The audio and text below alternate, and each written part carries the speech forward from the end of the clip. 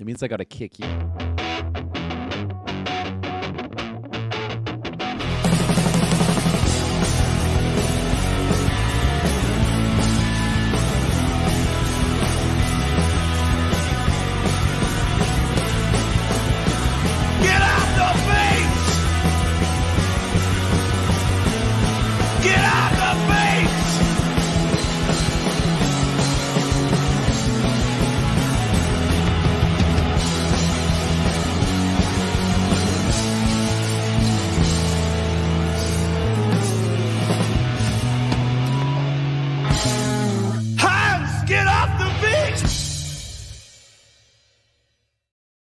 Hello, ladies and gentlemen, and welcome to the 543rd and 44th episode of the GeekVerse podcast. I'm the Clown Prince of Podcast, Tress now.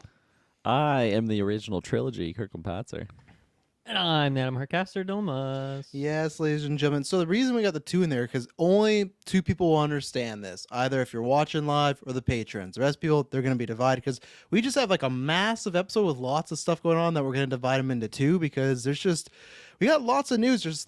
I don't know what happened as far as MCU stuff goes, like, because Dylan and Taylor covered a bunch already this week, and then more. I feel like the floodgates are just open. Something's going on. Meetings are happening right now because there's just all this stuff. Then we're getting pretty much like official news with A-tier scoopers with Steven Yeun. We're getting Lord of the Rings. So it's going to be a plethora. We got, oh man, we're getting Kirk looks like 10 beers deep. Thank you, Tyler. Shouts out to you, Patreon Tyler. That's what happens when you work at 6:30, you know. Crazy hair I got or something. You both were talking about that because Dylan, before we started, you were worried about 2K. Well, you can't even notice when you got the helmets. Yeah. And I don't. For the first, I got some good hair and stuff like that. I wanted to get it cut, but you look nice today. Yeah, you look clean. Yeah, well, I have to because if you listen to Trash, told you there's some stuff for filming soon. I got to keep this hair for a little bit, so I was gonna get it cut, and then my kids were sick. I had to cancel. I feel so bad. My hairdresser must think I'm just screwing her over. 3 times in a row, I had to cancel. I was like, okay, the Thursday, okay, the Monday, okay, the next week, and every time I do it, kids are sick. They're throwing up this, and like every single time, and it's always the times that I have to watch the kids. Whenever Emily has to watch the kids, those days don't work, but. Shouts to Lana. She's good. You know, I went on a big journey to find a good hairdresser again, and I found it. And it took a while because I had my one, and then she retired, and then after that, it was just a slew of just bad hairdressers, or maybe I won't say that, just hairdressers that weren't good with my hair. Because I remember for people, if you've looked at photos of Taylor's ever posted them, my haircut got botched for Taylor's wedding. I was so pissed. It was supposed to be kind of like this, but then like short around the sides.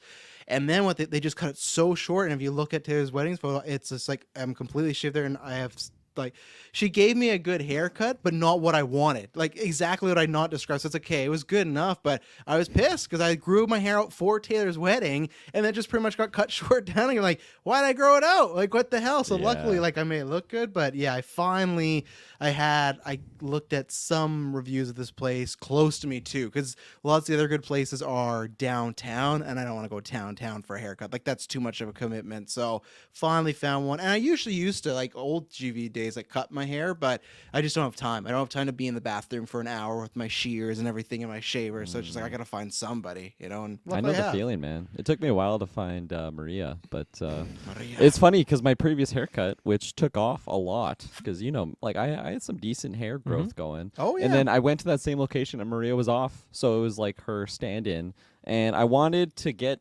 less hair, but she went so much shorter than I was originally planning. So that wasn't a full choice of yours. It wasn't a full choice, but at the same time, it's like I did want it significantly shorter, so it kind of worked out. But I actually haven't gotten another haircut since that moment. My sideburns are starting to get a little crazy, so I need a little bit of a cleanup because my plan is to start the growth again, but like you know, clean it up so it doesn't look so, I don't know, Professor someone. Just Professor someone. Yeah, you don't want to be Professor Patzer. Professors usually got crazy hair. That's my father's name. Yeah, Professor Patzer. Yeah. What are you doing? What's your hair situation going on? What's your plan right now?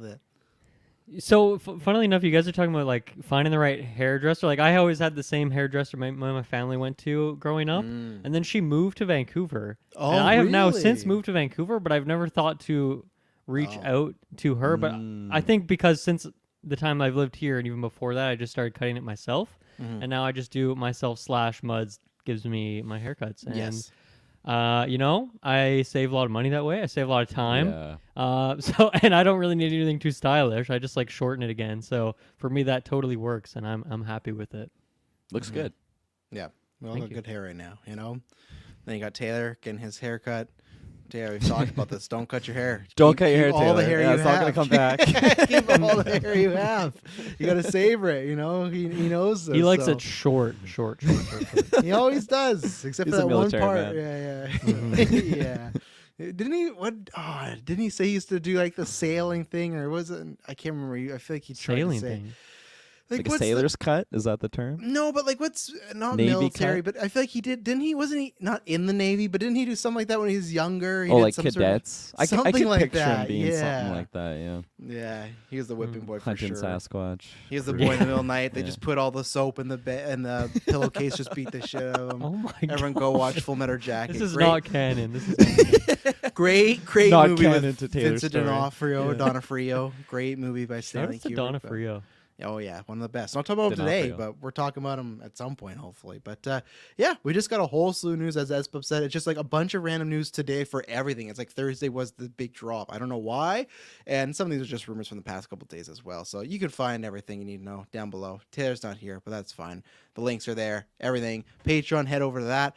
Oh man. I just remembered. I gotta watch all the X-Men. We're recording a retro this weekend. Hell I've not yeah. I've not watched a Study single up, one buddy. yet. Yeah, that's what Fridays are for. So yeah, head over there. You get a bunch of stuff. We'll be doing our X-Men Season 2 Part 2 retro, and then you can go back and there's a whole bunch of those already. There's 3 episodes. We're gonna be talking about X-Men 97 actually today, so that'll be fun. Or the next episode, depending when you hear it. And then yeah, head over to the Patreon producer tier. Aaron Brain, April Darkness, and Joshua Wright. Big thank you. Soon, in a couple weeks, we'll be voting on. We're going to be doing an Oscar movie retro. So everyone in the lower tiers will get to put their submissions. It has to be a movie that's been nominated for Best Picture, and then the Patreon producers, you get to vote and decide what we'll be watching. And plus, there'll be some other fun stuff coming to you guys too as the producers. So look out for that. But a big thank you to everyone else that does support on Patreon. We really appreciate it, and people that download or watch. This is a fan support network. We would not be here. We would not be doing the things. We would not be getting all these shows, all these reviews without each and every one of you. So next week we got me and Dylan be doing SideQuest. Dylan's dipped his toes into Venom, but I have not yet, so I'm very excited to get that Venom, you know. It's going well so far, I gotta say. Good. I'm excited. Difficult, yeah. but pretty cool stuff. I forgot to download it. Was it instantly downloaded on No, yours? it's that weird thing where since it's not like just a patch for the game, it's a DLC thing, so you have to go to the store page and download, but it takes like 5 seconds, so it's fine. Okay. Well, in the middle of you guys talking, I might sneak away for 30 seconds, do that, and then walk right back because I completely forgot. I need to do that because tomorrow's X-Men. But yeah, we talked about that. We talked about the Suicide Squad gameplay. That'll be fun. There'll be a weekly Geek next week with Kirkland Taylor, and then a GeekVerse podcast. And then I will, unless Kirkland watches all of them, I'll be reviewing Creed 3. So you'll get that review coming out next week. Wow. So and then I'll leave one more to watch, so don't say all of them. I saw the first one. yeah, but that was like 2 weeks ago when you saw the first one, and the Do movie's I out in a have to week. like rush? Like What? it's just Well, it's literally in a week. That's I got 7 days. Come okay. on, go easy on me. All right. Have you watched X-Men though? Like how much time have you got on Oh, the I have clock done right zero now? X-Men watching. See, Yeah, yeah, it's you gotta watch that it's first. been Dark Messiah. Yeah, and then Creed Oh, yeah. 1. So yeah, a lot What of a stuff week. in the works What for a Kirkland week. Patzer. Yeah, What start a a new week. job. It's been a wild one. Oh yeah, crazy. Yeah. So yeah, let's get into it. So we're gonna start actually as we usually do with thought balls, which we kind of did already as far as just us talking and stuff like that. But the only Patreon question today was from Clay, which go check out After 9. He made his glorious return, so it was good to catch up with him and A lot of stuff fun. like that. Super fun episode of After 9. Great. Yeah, and Clay yeah. started with, feel free to shoot this one down. We never shoot it down. As long as it's not hateful. we never I've had to shoot down a couple of Maddies because I'm like, I don't know what you're talking about, man. I'm sorry. I haven't Yeah, seen these that's things. true. I can't comment. If we can't answer, I yeah, try my but best, though. We're always gonna at least dress it, or I'll at least say in the comments, hey, none of us can talk. This about was a but- shitty question. Yeah. Yeah, try again. No Ping pong. Yeah, let's do that again. Yeah. You know, After 9 invite link for you. Let's see. And he says, I don't know how relevant it is. I think it's relevant because the movie in the news, but recently got announced that I Am Legend and Without Remorse are both getting sequels with Michael B. Jordan. The John Wick production company guys that are taking over Without Remorse franchise. Next movie is going to be Rainbow Six, so not sure if you guys even have any interest in those franchise. I have never actually seen I Am Legend. Wow, I'm a big Tom Clancy and Michael B. Jordan guy. If you haven't seen / want to skip these, all good. Oh yeah, no. So So I have not seen Without Remorse. That's that Amazon movie I thought about that came out I think it was 2021. late. Yeah, because I was gonna watch it to beat S Bubs, but then I was like, no, that movie doesn't work. It was last year, so I want to watch that. I don't know. I guess we could start with Rainbow Six. I don't know how much it like interests me as like a movie, but I like Michael B. Jordan, so I feel like I could see myself checking it out. I feel like that has some potential. And I feel like actually Rainbow Six is one of those when I always say, hey, video games should be TV shows. I think Rainbow Six is one you could do as a movie. You know, like a solid 2.5 action, you know, army, spy, soldiers. Like I feel like I don't know if that needs a TV show. So that one I may check out to pay. I think it's like on word of mouth for me, a Rainbow Six movie. But they are making it. I think it is with Amazon Prime as well, I think. So yeah, it seems like kind of a weird one. I think for me, all of the buzz I've heard about Rainbow Six, even in recent years, because that series does have a lot of fans, even in the esports scene and stuff, like none of it is based on the story or even really the world. It's just like the mechanics of the games and stuff. So I don't really know how that's going to translate. There is other stuff like, you know, Sony's working on a Gran Turismo movie, and it's like, is that going to have anything to do with like the video game element that comes from, or is it just like a fun racing movie that has that like title slapped on it? That's kind of the vibe I get with Rainbow Six, which is potentially totally fine. Like that's just a more recognizable name than, you know, all these other random movies that feel like that come out. I feel like every year. I feel like that's a genre that continues to exist and is never the top dog, but is always just living it on. So yeah, I don't know. oh God, Jesus! What's wrong? I'm just reading that because I remember the Gran Turismo plot was bad, and it's like I don't know what I was expecting from a Gran Turismo plot, but yeah, I wasn't expecting. No, I feel like it's sublime. even worse. So this is the plot. Based on a true story, the film is the ultimate wish fulfillment tale of a teenage Gran Turismo player whose gaming skills won a series of Nissan competitions to become an actual professional race car driver. Which, like, there's some there, but I just don't think, like, that's not what I want. Oh wow, that is not what I was expecting for that movie. I just assumed what I thought it would be about. So take everything I just said and throw it out the window, because that plot is something else. But yeah, sounds like a nice like real life tale, you know, but like that no one will pay to see. Something that I would like read about. Exactly. I'm not gonna go to the movies to see that one. But yeah, getting to the Rainbow Six thing, I've dabbled in fair share Rainbow Six games, not Siege, so I feel like that's the more esports competitive one, but pretty much like Rainbow Six Vegas. I feel like that was one of like my PS3 era games. Yeah. Played the shit out of that one with a lot of friends, and just like I think like the overall idea of what Rainbow Six is interesting enough, I don't know, situation for me. So Michael B. Jordan attached to that, I think that is lots of fun. So I'll definitely be intrigued about that one and be checking that one out for sure. And what about I Am Legend 2, which has been confirmed, which I don't know. People would have to tell me. S-Bubs, sounds like an 80s movie, the Gran Turismo, absolutely. But, like, people would have to tell me. I'm sure it's happened, but it's crazy. So I Am Legend, it's going to sequel. And everyone's like, oh, that's kind of weird, because they announced Will Smith's coming back. What they're doing is they're going with the alternate ending that was only on the DVD as the canon for the sequel. So Will Smith will be alive. And it's funny because, like, I won't say everybody, but lots of people loved the alternate ending more than the movie ending, which in the movie ending he dies, and it's pretty much just these things are monsters, where the alternate ending is he survives and he finds out like these monsters kind of view humans as the monsters, and there's like some intelligent there and humanity. I'm sorry if people probably I suppose has not seen this movie, but either way, you're gonna hear about it. So they're going with the alternate ending of this movie, Will Smith alive, and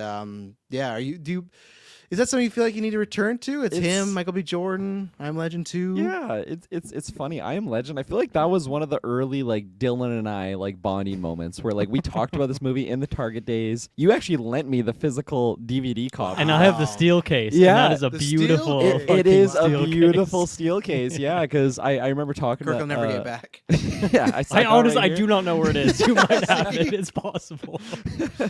But no, like I remember liking that movie, like getting really sad, thinking about probably a particular dog moment in it. But then, Dylan was like talking about how there was like a book about it and how it was like so much deeper than I think I initially thought about it. Probably because of this like deleted scene ending or alternate ending situation. So yeah, he lent it to me, and I really love that movie. I like Will Smith for for what he's done in the past, and yeah, I am all for this. What about last year? What about last year?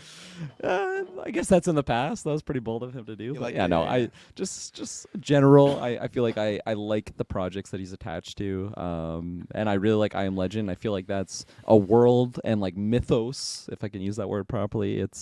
I feel like that's just an overall story that I'm ready to jump back into. It's been a hot minute, and if it just gets expanded in that sense, I don't even know if I've seen that end credit scene, but It's on the way YouTube. that the way that you described It's it, I on feel- that steel case. Kirkland. yeah, There well, you go. that's the Plug thing. it in Like tonight. when you were describing it, I feel like I like remember seeing that as well. So maybe I did watch it at some point in time, but I'll definitely rewatch it. I mean, obviously, if we're getting a whole series about that, Michael B. Jordan, would he just be a brand new character or something, or? Well, who would he be? He Yeah, wasn't in the I don't original. know. I know, but that's the thing. Like, is he being casted as like a character that was like it's? I guess Will Young Smith's Will in it, so Will Smith, Smith. yeah. That's what's weird. to Long me, but- lost son. No, I think it's just going to be a new character, and I feel like they're going to do that thing where they hide Will Smith and you meet him in like the middle. Like if you've seen Blade Runner 2049, I feel like they're just going to do that, but with I Am Legend or too. Predators like Morpheus. His Yeah, characters. let's just hope it's a better version of that. But, yeah.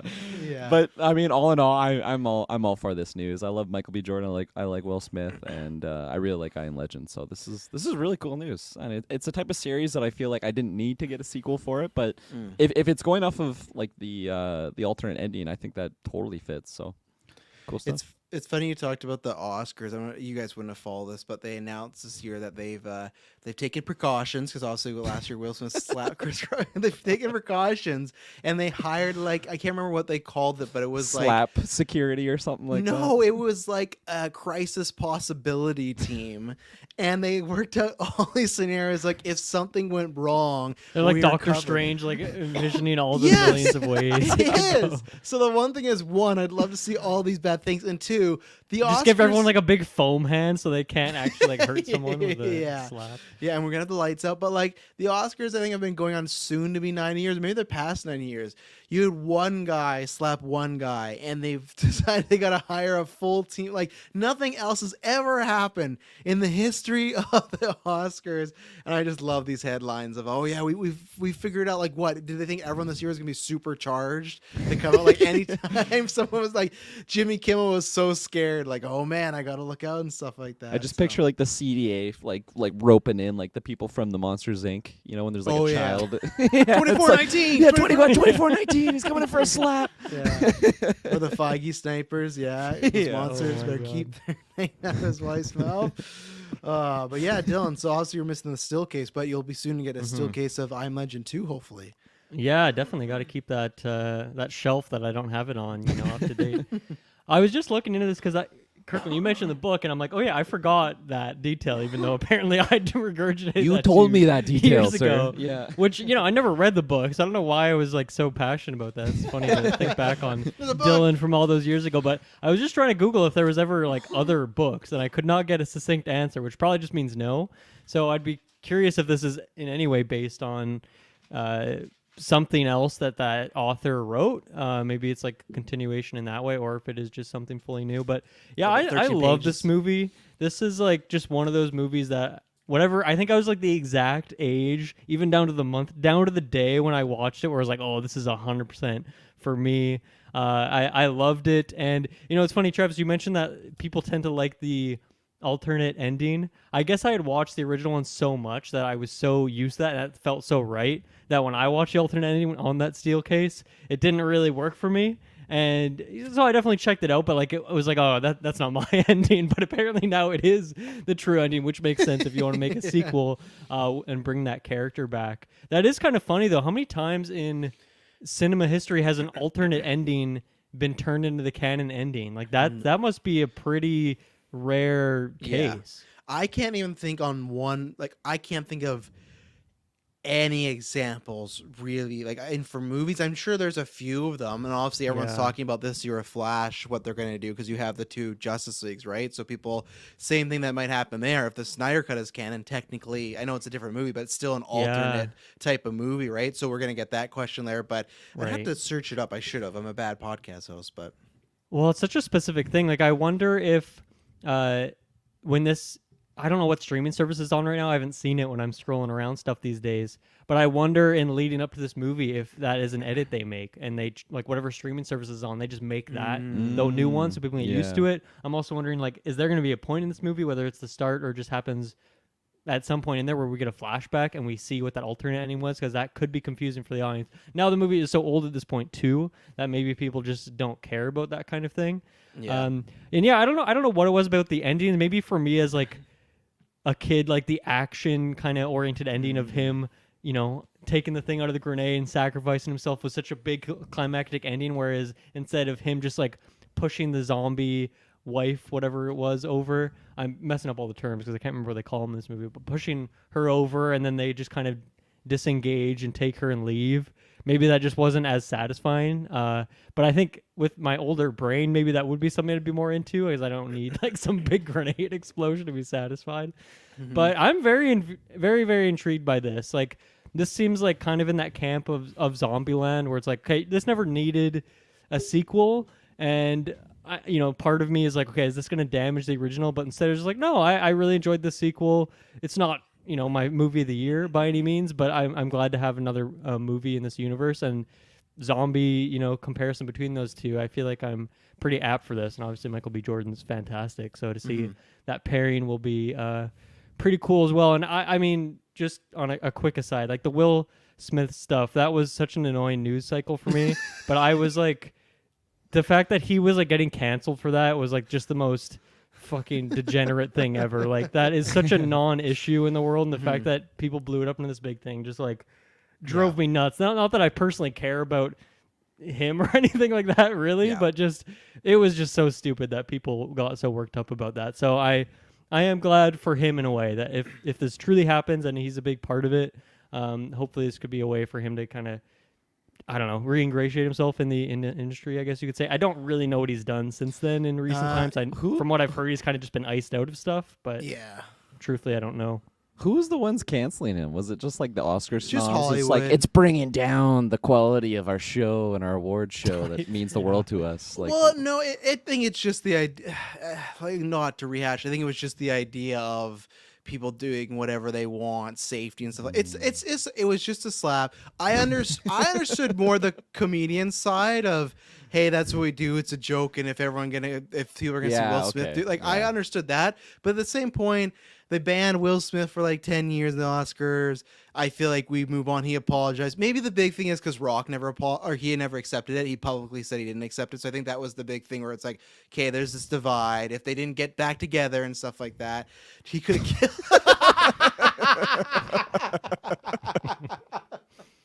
and that's where I agree with Dylan, where I agree the night of, I was not on Team Will Smith. I thought that's not a great move to do. You do it different. I always believe in the Michelle Obama quote is, when they go low, you go high. There's other ways, but I get it. He was passionate.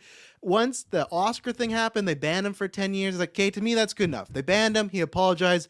Let's move on, even if him or out. But yeah, people made it too big of a deal. But yeah, he has this, and they're doing Bad Boys 4 too. So like, I think it's just like, yeah, he's iced out for a little bit. He'll come back. And the rumors he's doing Aladdin too as well. So it's like, at the end of the day, Will Smith is still like a name. So it doesn't matter. Like, I don't think the general audience is going to cancel him now and everything like that, right? And that's what he did. Yes, you were in like Emancipation, but it got slaughtered by critics, just slaughtered and stuff like that. I don't know what that one. But even, I feel like just in general, before that whole controversy anyway, like, I guess Aladdin was a big role for him, but I feel like whatever tier he was at in his prime, he was already kind of a couple tiers down just in terms of popularity, interest and stuff. So I don't know if that's just like a related thing, but yeah, I wonder what this would do for him in terms of getting that intrigue back in.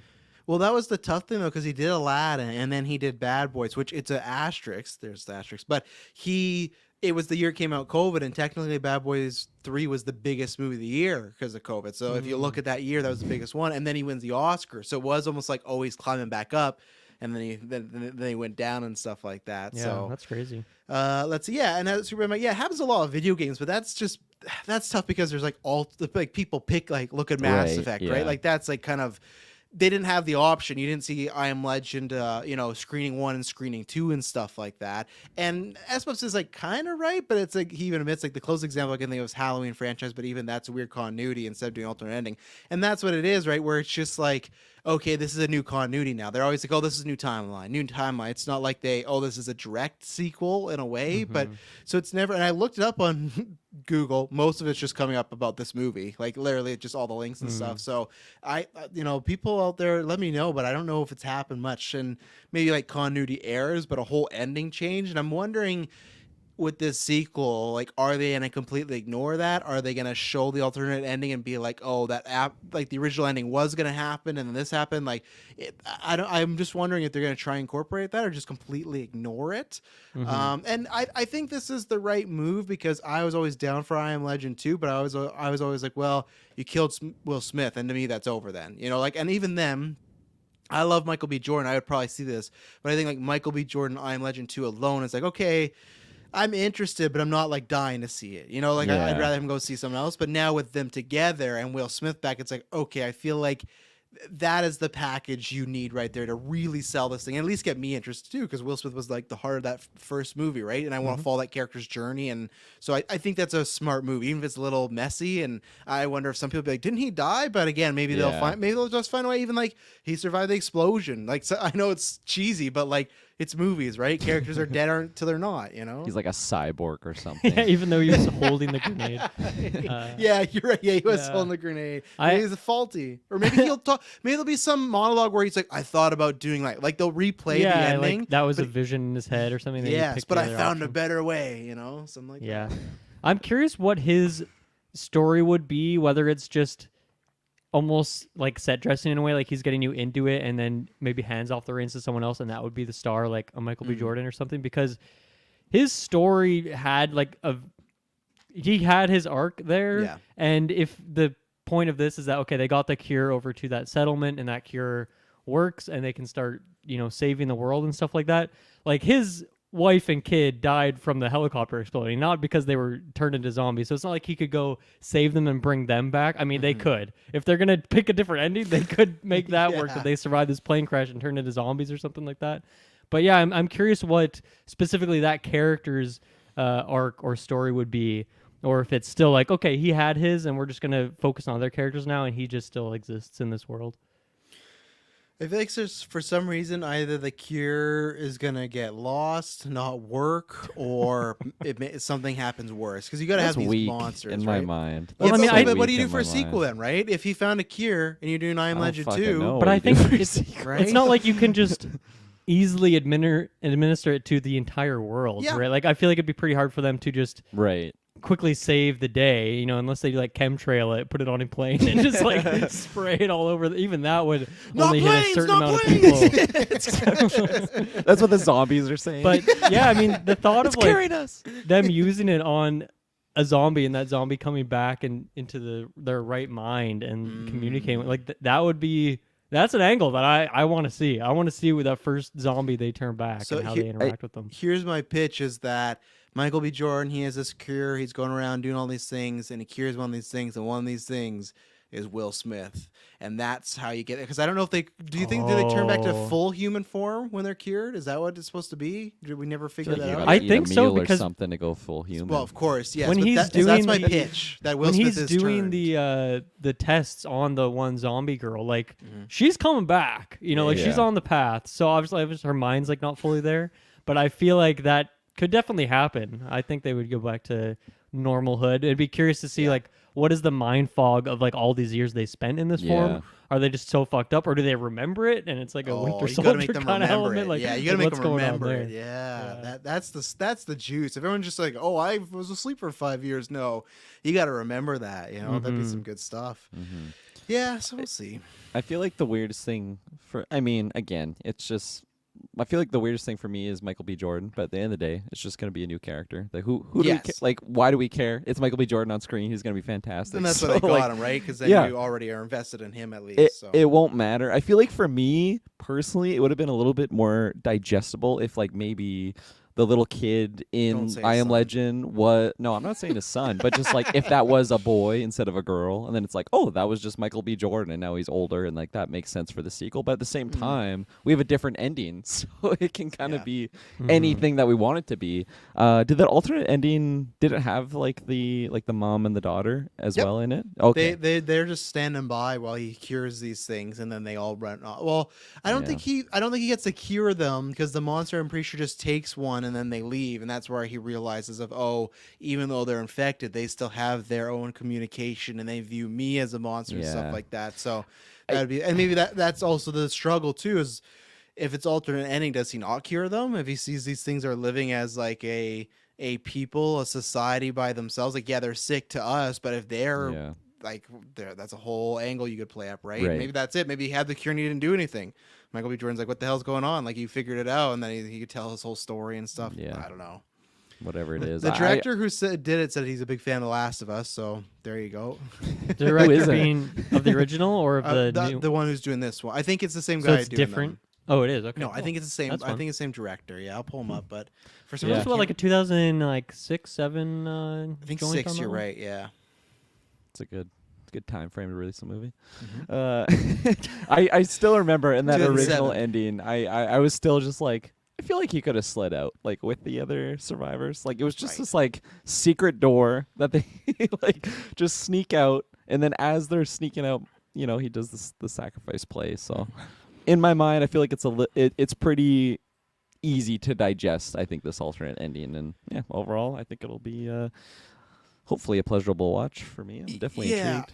I forgot who did it. It was Francis Lawrence. He's done a lot of things. Red Sparrow. He did all the Hunger Game movies and stuff like that. So that got that going on there. He directed all of the Hunger Games? Yeah. Is he doing the new one as well? No, he's not doing the new one. Songbirds of Generations. Whatever the title is. And then he's very busy too because he's working on this, and hopefully it happens. But he directed the original Constantine as well, and they have announced that they're doing a Constantine 2 with Keanu Reeves. So he's doing a lot of like 2000 sequels and stuff like that right now. So and I love that. That's a great career path to be on right now. I think. Was he just on like vacation or something? No, he was directing Hunger Games. Remember that took up like a whole decade of his life. He was making a fuck ton of money. He's just raking it in. Oh, I just closed IMDb. Fuck. 2017 maybe, something like that. No, that's 2016 maybe, something like that. So what was I gonna say? And I liked Red Sparrow enough with Jennifer Lawrence. That's that one where she was that Russian spy and stuff like that. I liked it enough. It was Black Widow adjacent and everything like that. Right. Salt, all those different movies. Oh yeah, Emma 100%. or Anna, whatever the hell that other one was. It was Anna, with Saoirse Ronan. 2015 was the last Hunger Games, so there you go. So God, 8 years ago now. It's crazy. So okay, well I think that's no, and that's the other one. I really like this. It was almost my top 10 last year. Was Slumberland. It was that movie, and I know people probably thought it looked like shit, but it was that movie on Netflix where Jason Momoa plays the make-believe friend. Really good, like really emotional and stuff like that. It's a little girl. She's lost her parents, so now the custody is with her uncle. And the uncle, he's played by Chris O'Dowd. I think it's him, Kyle Chandler. There's a bunch of people, but so obviously because she's depressed, she this imaginary friend comes on, and it's Jason Momoa. And it starts like the first 3 minutes, you're like, okay, I've seen this movie, very kooky. Momoa's doing stuff, but then it gets really deep, and there's a fun little twist in there. So I actually really liked it. So I'm really excited. So I feel like I've never heard of that movie before. Yeah, he is doing the new Hunger Games S-Bubs. This is why I hate the new IMDb, because it doesn't show that. You're right. He is doing Ballad. New IMDb, hot garbage. And apparently he's doing the BioShock movie as well. So holy shit! How many movies can one man do? Yeah, it's like Nick Cage in movies. Well, right now we're gonna make a sequel to I Am Legend, but the alternate ending. He's got all these crazy ideas. I love it. Well, Songbird's out this year, so he got that, and then he's doing Constantine 2, which is being written right now, so that's gonna be a little ways away. BioShock's still in pre-production, so that's off, and then this I Am Legend. I bet I Am Legend's probably further along than BioShock, I imagine. So. And BioShock to me is like a development hell movie. I feel like we've heard BioShock movies being made. Yeah. We've been hearing since that the for first years. game. Yeah. Yeah. Oh yeah, Guillermo del Toro's doing. Yeah, I've heard that every single time. Pedro Pascal now he's joined the crew. Yeah. Well, there you go, Patreon Clay. We answered it longer than I thought we could. So let's take an ad break here, and then we're talk about some more films that got announced today. So we'll be right back. And we're back. So we don't got to do a big deep dive on this because we did our Patreon cast and we did the our what was it, our pit? I can't remember what we titled it, but our cinematic universe for Lord of the Rings. We all put out like it was like 5 or 6 projects for our phase 1 of the Lord of the Rings. I think it was like the Middle Earth. It was the LOTR cast, something like that. Look at it, Patrons. Go over there. We all did. I think we pitched like 5, and then we all picked 5. Fun's like who could be spin-offs, ideas, and stuff like that. So officially today, because they had their earnings call, Zazoff talking about, I love The Flash. It was great. All this stuff. He talked about, apparently, I can't remember what he did. He threw some shade at Netflix. He talked about also that they're not looking to do direct-to-streaming movies anymore. They just found it wasn't profitable, and lots of people took that as a shot at Snyder Cut and other things, but it's just like, I think he just means in general. Because a lot of streamers now are like pulling stuff back. But now he also announced that he and Warner Bros. Has come to a deal with the Embracer Group. No year tag on it yet, but they just said a multi-year deal to help produce and distribute these films. So it's kind of funny where... Yeah, Lord of the Rings, and this was New Line Cinema as well.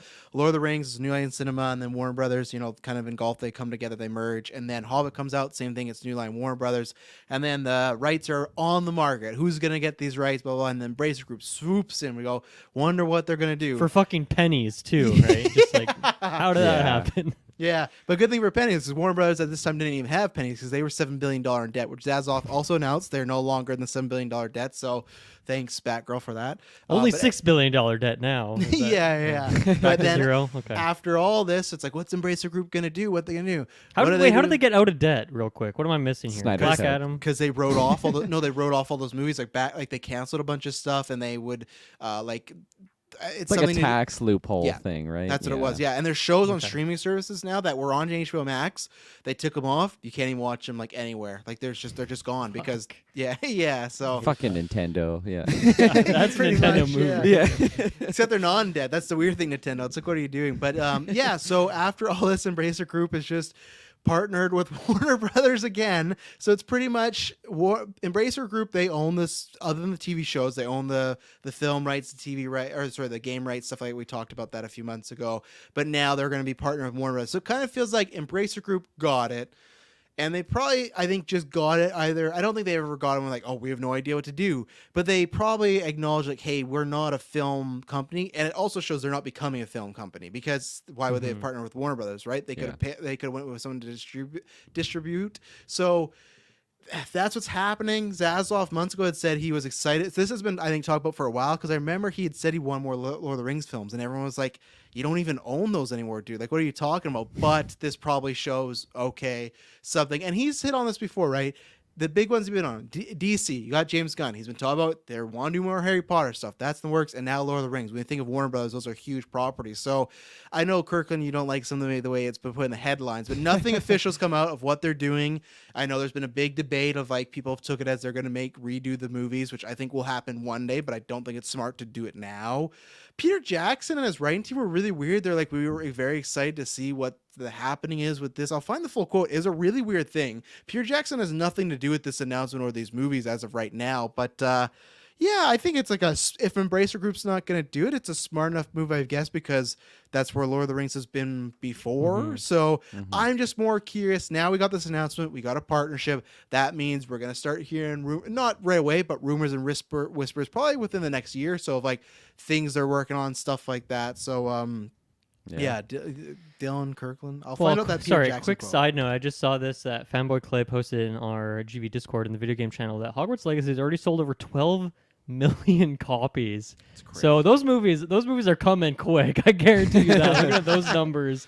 They want to get on that Harry Potter stuff right away. That is an insane number over the first weekend. Yeah, Insane. you'll be getting that sequel, and that's why we didn't cover it because it's from Giant Freaking Robot, but that's why there's that Hogwarts Legacy series rumor going around. But I'll wait till some more people talk about this. But Peter Jackson and his writing partners Fran Walsh and Philippa Boyens reacted to the news and said, "We look forward to speaking with them further to hear their vision for the franchise going forward." It was a very weird statement to say, as Peter Jackson made it sound like he is J.R. Tolkien. He has to I'm very excited what they're doing. It's you have literally nothing to do with this, but that's why I'm wondering if he actually does have something to do with now, because it was a very strange, and this wasn't attached to the article. It was just something they like a statement they made on their own. So I found it very odd to him to go out and say that. So take that for what you will. Yeah, I don't know just what like to the do new with that source part. material writer because he did the successful trilogy that he did. The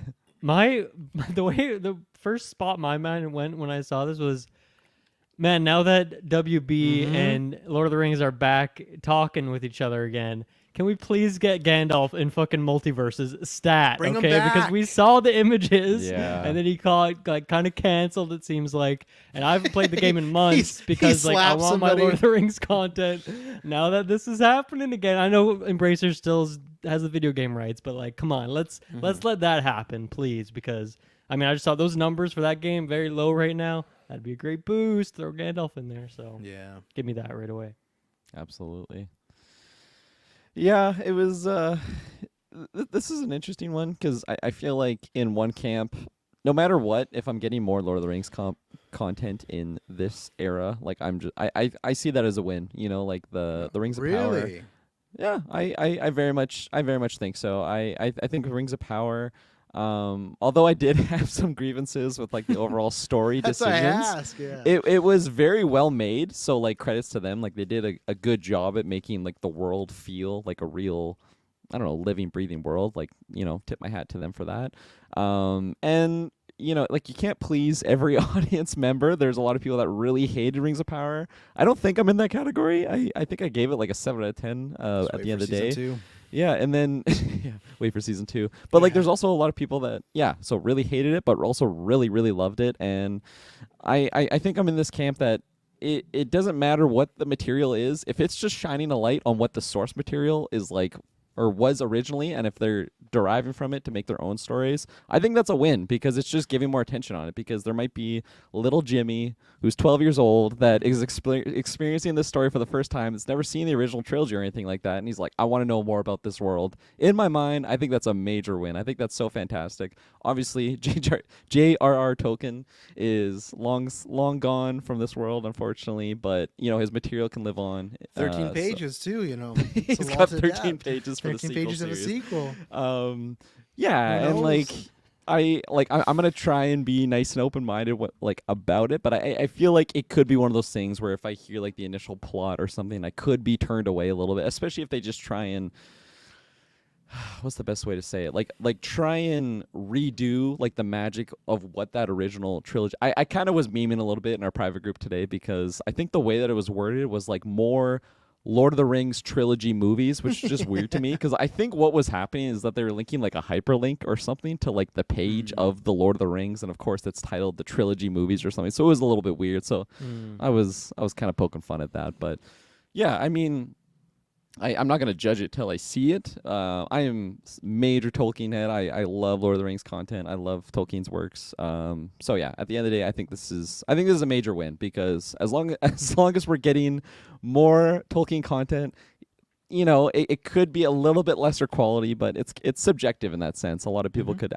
absolutely find it amazing. So I'm gonna try and keep an open mind to it for sure. And I'm looking forward to what they announce for it and what it means, because if it is, I think the sequel series was supposed to be called like a New Evil or a new Dark or something like that. Again, Dark. Major paraphrase. That sounds a terrible title, so I hope it's not called that. But like that story in my mind, if they do want to go exactly from what Tolkien was originally wanting to do for a sequel series, I believe that was around the time of like Aragorn's child, and I think that's awesome, honestly. Like keep that bloodline going and just see what the world looks like in that era, because there is a little bit, 13 pages worth of like written content in that era.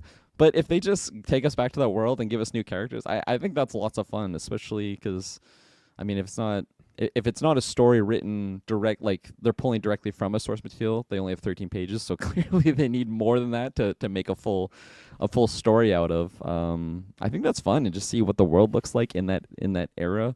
It could go the negative sense, but I feel like I'm the type of person, I don't want to judge them before but before I see it, because I feel like a lot of people will go that route, because it's, I I consider myself a Tolkien head, but like there's Tolkien heads, I air quote it, where they just like any new material that's not directly from like the Silmarillion, that's bad, and I just think that's the bad mindset to have, because you're just limiting the type of creative stories that we could get, right? Like Tolkien is passed on. We're never going to get another written story from that individual that formulated this. Like, are you just going to say that we can never go back to that universe because of that? I think that's kind of a short-sighted way to look at it. So you spoiled my question. I was going to ask you what you'd rather take if they're, Comic-Con rolls around and either they have to announce a sequel trilogy or they're going to remake the trilogy. But you're dipping your toes in the sequel trilogy, eh? Yeah, I would prefer that for sure. The remake, like, it could be good, but in my mind, that is the greatest trilogy in the world. Like, it's the greatest trilogy ever made. Why spend effort trying to even match that quality when realistically you probably won't get there? You might get close, but at the same time, just tell a new tale. There's so many different stories. Like, just spend time on, I don't even know, like the Elves of Mirkwood or something. Like we barely know about that stuff.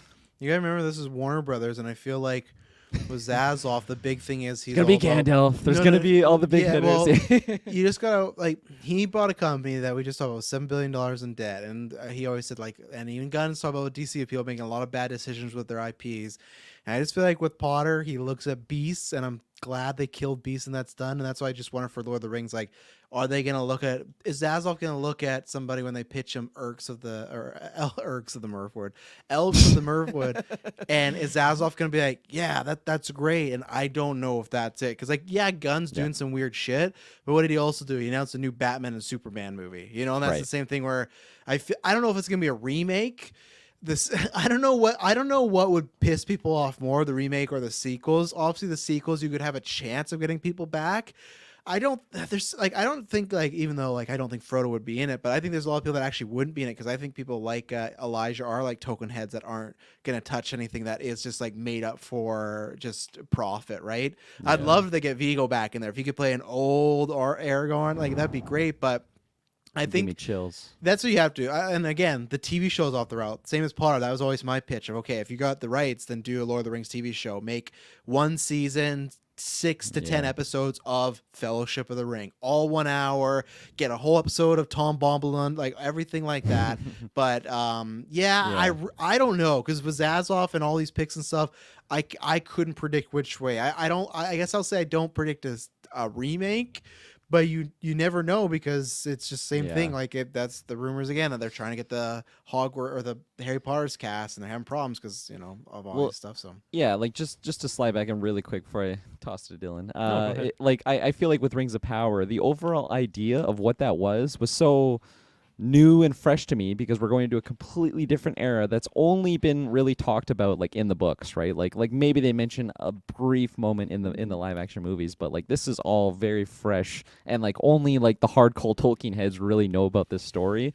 And then maybe some of my grievances would have been like they felt like they had to check that mark of Gandalf. We got to get this very famous wizard that everybody loves. We got to get, okay, they're not hobbits, but they're Harfoots, it's all of this like checkbox things to just bring us back to what we love from the trilogy. And it could very well go that route, and I'll judge it if the time comes that they do cross that. So that's definitely a thought in my mind for sure, but I don't know. I want to try and stay a little bit optimistic, and I hope creativity isn't just dead in the water, that they just feel wild. But at the end of the day, it is about making money. And if you have the GA that identifies with these characters and that will get the butts in the seats, I totally get that. I'll judge it accordingly, but I do understand it. I think there's a huge potential for the sequel, but the kind of close sequel where you guys are talking about bringing Aragorn back. Obviously, all the elves, they just live forever, so you can bring them back. They might look a bit older, but that's okay. It'll work just fine. And probably just make some other contrived connections with those original movies. I think that would get people interested. If you have a trailer that has Aragorn looking old, like he is in that kind of flash forward sequence, and you have his kid in there, and it's like Timothy Chalamet or something like that. There you go. What about Vin Diesel? No Vin Diesel. No. No. He can do mocap for a Balrog. That's or an cool. Ent or something. An Ent, yeah, for sure, an Ent, because the Groot Oh stuff. yeah, he's perfect. really good at playing a tree. Yeah, throw a couple of those elves in there, hit some of those themes, bring back some of that music. Orlando Bloom is begging to come back. I promise you, he'll come back. He Carnival came back for Rose the ending, Oscars. right? Yeah. He wants it so bad. Him and Liv Tyler are signing on real fast, I think. And you want to give him a story? Why not give him like an actual arc? Like, let's do it. I think there is certain people who would absolutely not come back. I don't see Elijah Wood doing it with his current state. I don't even know if Viggo would. I don't really know anything about the man. So there is people who wouldn't, but I think you could work around that. You could even recast some people. I think that would be okay.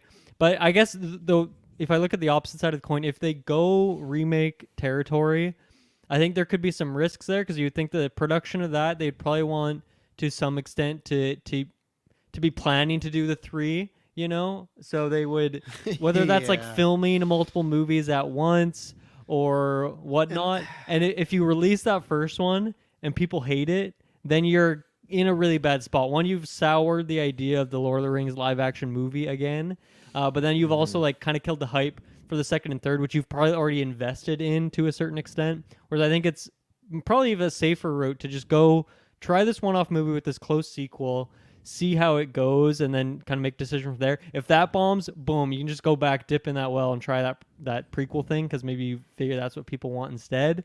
So I feel like that's maybe a better route to go. But once again, you can go check out our Patreon episode if you want the full deep dive on how they could do this kind of thing, because there's a lot more thoughts there. And then the other thing is, I mean, we know there's that one animated movie, but I think that's another potential great route for these things. And that is more the route I would be happy to see a remake if they go those stories again. And they do it animated, which I know has happened before because, of course, we covered those. Yeah. But to go deeper on those, I don't think you want 3-hour-long animated movies, but you can make them shorter, condensed versions. You could focus on other things, and you could do that. And I don't know what the cost of that it is in terms of equivalence, and maybe it's just as expensive. But I think that could be a good route to explore as well, especially if you want to do the remake territory. Yeah, world's when there's biggest a whipping geek away, says- right? Oh. You got it. Oh, damn. Hello, guys. Maybe they could use spin-off to Series of Rings or maybe be connected to the show after season 2. Now, again, if you're talking about Rings of Powers, they can't do the Rings of Powers. Ring of Power, they can't do that because it's separate. And then how do you guys feel about Dungeons and Dragon? I know me and Dylan are, I think that's a me skip me and Taylor are doing a review, so perfect. tune in there. I'm There very happy you guys are. I didn't even know because S-Bubs, he was on Letterboxd, he watched it. I didn't know the directors of Game Night are directing Dungeons and Dragon. I did not know that. I did You not wanna realize see that. it now, That's don't you, interesting. Travis? VOD, sure. I'll be excited to listen to your guys' non-spoilers, and I hope you like it, and I hope you go see it because that movie's gonna bomb. But you know what, you guys are gonna give it some money. Remake would really make people mad. I think it's tough, right? But I feel like if you're talking about the general audience, not us, not the people listening to the show, not people on Twitter, they'll get mad about no matter what. They'll get mad at a sequel. They'll get mad at a remake. I do think even the general audience member, if you say, hey, you got a ticket to the remake of Lord of the Rings or you got a ticket to the sequel of Lord of the Rings, they're going to take the sequel ticket because I think many people do view that original trilogy as like, oh, a perfect thing. And the sequel, even if the sequel's bad, it's like, well, whatever. I still got those movies. And even if remake's bad, it doesn't matter. You still have those movies. They're not going anywhere. I just think, yeah, it's a better chance. And even like we were talking about, Dylan, filming the 3 back-to-back, that's just such a huge risk because you look at goddamn Lord of the Rings just when they did it. That was when, to me, it's probably, I still think even more than the MCU because that Marvel, that to me is the biggest risk in a film production ever as far as they filmed all 3 of those back to back. None of these people are stars in this movie. Like Elijah Wood's kind of known, but like none of these people like fucking Sean Astin was a Goonie, you know, like people like it's not like they had a bunch of mega stars in Lord of the Rings in 1990 when that was coming out. And it's just film 3 like, and imagine if that bombed, you know, it's like to try to do that again. It wasn't the same thing because they didn't film the beast at the 3 time, but that was kind of it, right? Where one came out and it was like, it's still all right. And then the second one came out. It's like, you can see the hype die. And then the third one came out and they canceled the series, right? Now, of course, it's a trilogy. So luckily, if it was them, but like you see that trajectory of it just went down and people just didn't care and stuff like that. So, and that was their mistake because they could have pulled out. They didn't film all 3 of those movies back to back. So they're idiots. But that's why I wonder if they look at that, they go, I don't know if we'd want to do the 3 again because that's such a risk, such a huge risk nowadays. What makes you guys think Elijah wouldn't come back? He's just such a token head that I think he's that. Like I said, I think he's that type of token head. Like I remember he was on Stephen Colbert, who Colbert is a massive fan, massive Tolkien head. But Holy like shit. Tolkien was like, or like Wood was like above him. Like and that was the weird thing. And then when they're just speaking Elvish, I just think he's too deep in like the indie scene too. I feel like he has a different interest in terms of the kind of movies he wants to. He's producing a lot now too. He has his own production company. Yeah, he's doing a lot of weird horror movies and stuff. I just feel like him, Sean Astin, Dominic Monaghan would do it. All of them would do it except Wood. Well, that's the thing though. I feel like they're so close. Like those hobbits, they meet. Talk them into it. Yeah, like Maybe, I feel like it would just be one of those things where it's like, let's maybe they all reconnect over Frodo's funeral. Oh fuck! Fuck! See, and I don't know what's going on with them going to like the Promised Land. I don't know exactly what like. Are they just dying in that moment? I forget. I have to go back to our live retro. forever. Yeah, it's their heaven. And like I can't remember Superman. Oh yeah, Superman Mike put up. He said that Peter Jackson made a statement about the TV show years back, and that didn't mean much. And that could be a thing, but that's your best shot to me if you were to do a sequel and try and get some of these actors back. That might be like ho hum.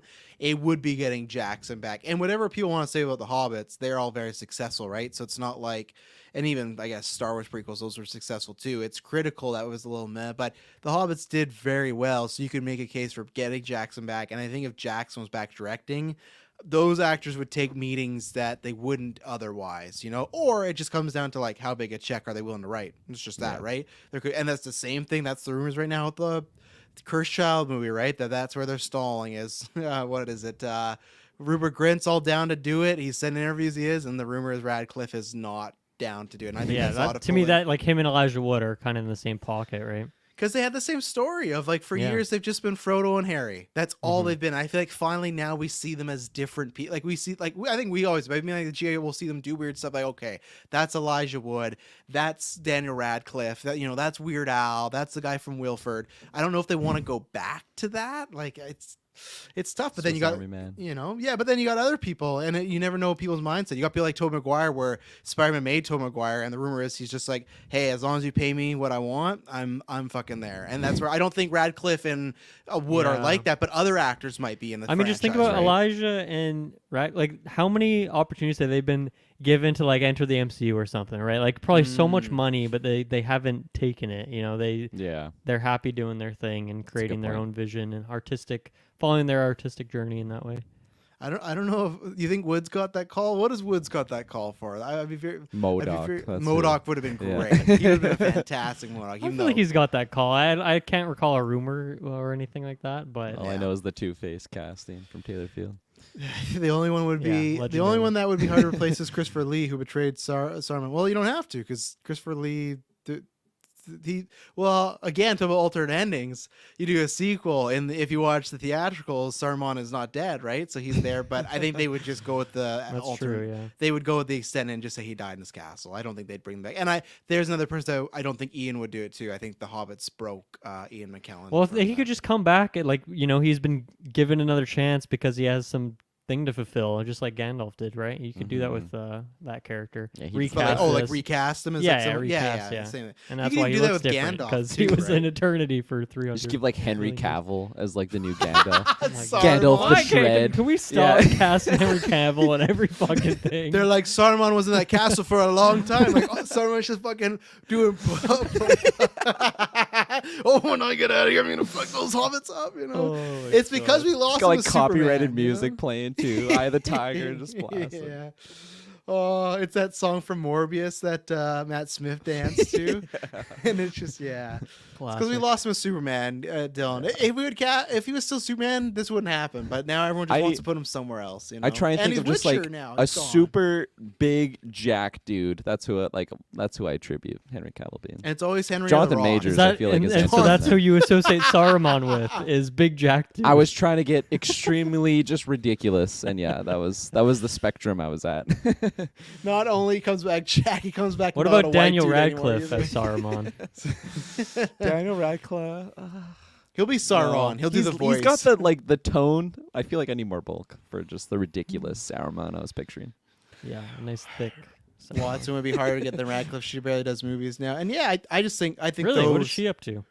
I know she did Beauty and the Beast, and I feel like she did Little Women, which was great. But I feel like Superbad Mike is right that I don't see her in much, And I feel like she's just saving the world as opposed to being an Potter actor these fuck days. you money, They're still getting paid off that. So yeah, I just laughed when Knock at the Cabin was coming out, and Rupert Grint was like, "Of course I'd do it." And I was like, "Well, yeah, I know you would do it." Like, I'm not trying to be mean or something, but it's like these other two have, I think, other stuff going on, and I don't. Spoiler alert. She's done one short film. She's done one short film since Little Women. There you go. So man, she's only done 26 movies. Yep. That's kind of crazy. Because if you watch the Potter, the HBO Max of that Potter reunion show, I can't remember when it was. I think it was after Goblet of Fire. She was really considering just quitting acting, and legitimately with the producers, there was like a big conversation that they were going to have to recast her in the middle of Harry Potter. And it's like fuck, like there's a timeline out there where she got recast. There's a timeline where Tobey Maguire got recast in Spider-Man 2 because it was back. Because I don't know if you guys know this, but yeah, Jake Gyllenhaal was like ready to go, and then Tobey was like, my back's good enough. I guess I can still do it. But yeah, there's a world where like some of these Is that why they tied that joke back into No Way Home about his back? Yes. It is? At least I think so, fun. yeah. So it's crazy to me that if that's Emma Watson's journey that she chose to be and this is the end. Like as herself. Yeah. That's like a weird anomaly. Like we should have treasured that more than we did. That's true, yeah. And Christmas favorite, The Circle, of course. I feel like we didn't treasure because we thought, we're going to see her in a bunch of stuff now that she's done with Potter, right? And then, but when she's in stuff, smart decisions. Whatever you feel about Beauty and Beast, smart money-wise decision. Little Women nominated for a bunch of Academy Awards, even though she's the weakest person in that film. But I digress. So. But that's not a negative. It's not like she's bad. No. It's just I just don't remember her high caliber of actors in that film. Oh, I love that movie. Small fish, big pond. That's what I'm saying. So. Anything else? I did not plan for the first topic to go for a full hour, but it did. Anything else? That's what happens Recast here tonight, yeah. on the GV I was like, Taylor's not here. Both these will be smaller ones and stuff like that. So hell no, we're diving in. Okay, well, we'll take our ad break and then we're getting the MCU. We're talking to the MCU, Elisha Wood, but they have contacted someone else. Who that is? We'll be right back. And we're back. You like that transition there, Dylan? That was crazy. Godlike. So today, Justin Kroll from Deadline reported that Steven Yeun is going to be in Thunderbolts in an unspecific, secretive role that is significant, and it is supposed to be for multiple films. So it is some character that luckily should not be dying off in the next little bit. That's all that was given. That's all that's out there right now. There is lots of rumors running around because at one point, there's two of them right now. There's Amadeus Cho, who is another Hulk, which... All right, we can get that. He's totally awesome Hulk at times. And then the other one is Sentry, who Sentry is a Marvel Superman type of character. He is supposedly the rumored villain of Thunderbolts, and this is where it's minor rumors going around, but you'll see in a trailer. The word is that Val is trying to, Val's in this. She's trying to do something, to get some power, and she helps bring out or create Sentry, and Sentry goes wrong, so the Thunderbolts have to take down like this Marvel Superman type. And there's been a bunch of rumors. There's been rumors of Skarsgård. There's been rumors of Gosling. Now, there's no rumors directed to this, but people just think, well, that he could be a villain. Sentry's a character that would have probably a face turn and then stick around for a little while. But those are just the rumors right now. Could be anyone else. Hell, maybe he's playing Songbird. I don't know. But that's what's going on right now. Well, because I forget who, me and Kirkland or me and Taylor were talking about Sentry recently. Kirkland, do you remember that, or was that me and Taylor thing? I guess you and Taylor, buddy. Yeah, so we were talking about the a rumored Thunderbolts lineup, and Sentry was in that. So I don't know if this is the same source or if it's just multiple rumblings of Sentry, in which case... Yeah. Okay, that means that something's afoot then potentially. So that one makes sense. And do we need another Hulk? We had that other fake Hulk in She-Hulk, with that one guy, I forget his name. We're getting Red Hulk in here. We got Hulk's son. We don't need another Hulk. I'm sorry. Maybe he is totally awesome. Don't need him. I want to go for Sentry, a character I don't really know much about, but I'm more intrigued in that kind of just general plot you laid out, Travis. That sounds better to me than yet another Hulk. And we got Scar. Don't forget Hulk's son. He's now in the MCU. And all these Hulks are still around. So far. That's in another topic, but I can mention it here. Is that's still the rumor that they're doing that World War Hulk movie, and that's why people think he may be a Hulk because they're doing a movie with a bunch of Hulks, right? And I like Cho enough in the stuff I've read. I'm not fully familiar with him. Like everything I've read, like every time he pops up, I like him. It's not that I don't need another Hulk. I just don't want Steven Yeun to play a Hulk. I just like, and even then, that's saying something like Tatiana Maslany. She played She-Hulk, and I feel like I see her charisma. I love her, so maybe I'm wrong in that sense, but I just don't want. Yes, like Espo's put out. I don't know if I need big CGI Steven Yeun going on, but hey, we're gonna get that threat Hulk. Sentry's interesting because he sometimes suffers from split personality disorder, not the exact same as Moon Knight, but in the sense of going in and out and having some troubles. And I think you look at. And I guess I didn't even say that. This is just like a home run get. I feel like he was always not known. We don't know the guy, but I just feel like it was like one day Marvel or DC is gonna snatch this guy up. I feel like it was just on the paper. It's gonna happen. Happy MCU did. And I think this guy, like from Walking Dead to Nope to even Invincible, and there's some other stuff I've seen him in. It's like I feel like he can just do anything. He can do the comedy MCU. He can do the drama. He could be a hero. He could be a villain. Like he's just one of these like. Swiss Army knife actors that whatever you have to get him. Yes, great movie. Whatever he has to do in the script, he's going to do, and he's going to knock it out of the park. So I'm thrilled because I'm just like, great. Another great actor. Just use him well. Don't use him like some people they use in Ant-Man 3. I was like, oh, why is this guy have the brain thing and he's a good actor? Why is that happening? But use him well. And and who knows? It could be a different character. It could be someone that we don't even know yet. It could be someone that's new because these fucking scripts get rewritten all the time, right? I don't think that's the case because like he's been cast, so it probably sounds like he's been talking about this for a while. But I would actually really like Sentry, and I think that's good because I know some people will be pissed. I don't really care. Like taking this idea of like, oh, it's the very white, good-looking, long-haired, blue-eyed guy. Like I like the idea of like, hey, let's change that because there's enough like just like blonde white guys in the we're MCU. Good. We've hit that. We've hit that checkbox. Like we don't need that. We're in surplus. And I think the interesting thing about that is that he's not like a massive guy, Steven. So like I would like the idea of like a Superman type of being. That's why I always wonder, like people talk about Superman having to be jacked. It's like he's just a powerful alien. He's not flying and kicking ass because he's at the gym. I get it. You want the aesthetic. I understand the comics, but I would love it. I'm hoping he is Sentry just because it's the more villainous route, and I would like him, even if it's the anti-hero. I would like that more than just another good guy Hulk. Yeah. So he's the kind of actor to me that seems like you don't see him for 4 months and then he comes out and he's super jacked. Like he would go on that journey and just get insanely jacked. I can't picture it right now, but I feel like he's the kind of actor that has that work ethic too. Like Eternals buddy, whatever his name is. Yeah. Kamal. Oh yeah, Kumail Nanjiani. Yeah. And then they hide his muscles in the movie with some super suit or something. And yeah, actually, I was talking about this family Clay saying that he's a teen that comes down his age work, and I agree with you. It's just that everyone jumped that because occasion that character is of Asian descent, right? It's not like a race swap where people jump to and they go, okay, that's why he has a similar look. But yeah, he's like someone that is much younger, so I'd hope not. Even though like. The guy always is gonna, I feel like he's just that guy that's gonna look young forever. He's gonna be 16 and be like, I think this guy's still 30. Like, I think the guy's almost 40. And I look at him, I'm like, I think he's younger than me. Like, he just like he looks like he has a baby face. Yeah, good genes and stuff like that. So, my thought was, man, I swear someone has this guy on their fan cast draft. And I thought it was Kirkland, so I was like, okay, I can't find our, Travis sent it. No one has him anymore. So, Kirkland, could you remember? Was he on your list specifically? I feel like it was Travis or Kirkland, but my mind was thinking Kirkland.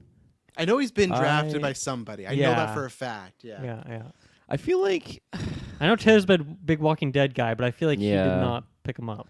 I feel like I would have pulled from something I had seen recently, so maybe like around that Invincible time, he was fresh in the mind, and it's like, this guy's going big. And then classic Kirkland, you cut him way too soon. Yeah. So I did that. Now with Steven Yeun, if that's the case. But yeah, I mean, just to see him cast, it's like it just makes so much sense, right? Maybe because we had that conversation before when someone cast him, it's like, oh yeah, I could definitely see him in a role like this.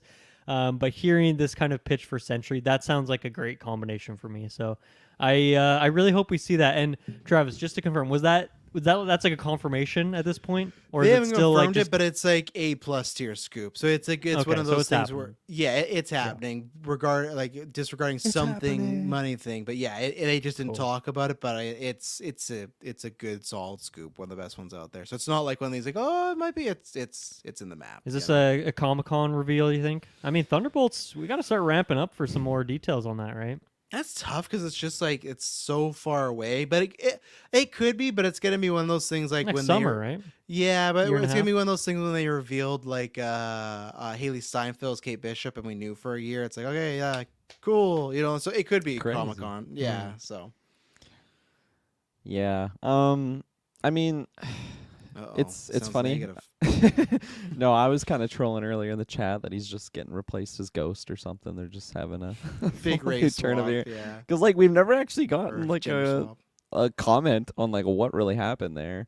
Dylan, you're mentioning you and Taylor just covered like the whole Sentry murmurs. So I feel like that totally would make sense that like just the murmurs are happening now that we're getting A+ scoopers talking about it. It's like, okay, this has been known for a little bit of a while now. And Steven Yeun, yeah, I seen a little bit of Walking Dead, Invincible. He's fantastic. Obviously, Nope, and yeah, it's just the type of actor that I feel like he has that likability to him that I feel like just when you see him, you like him no matter what role he's in. So to have him in the superhero role, I feel like that's a really nice, successful trait to have on your actors if they're just very likable.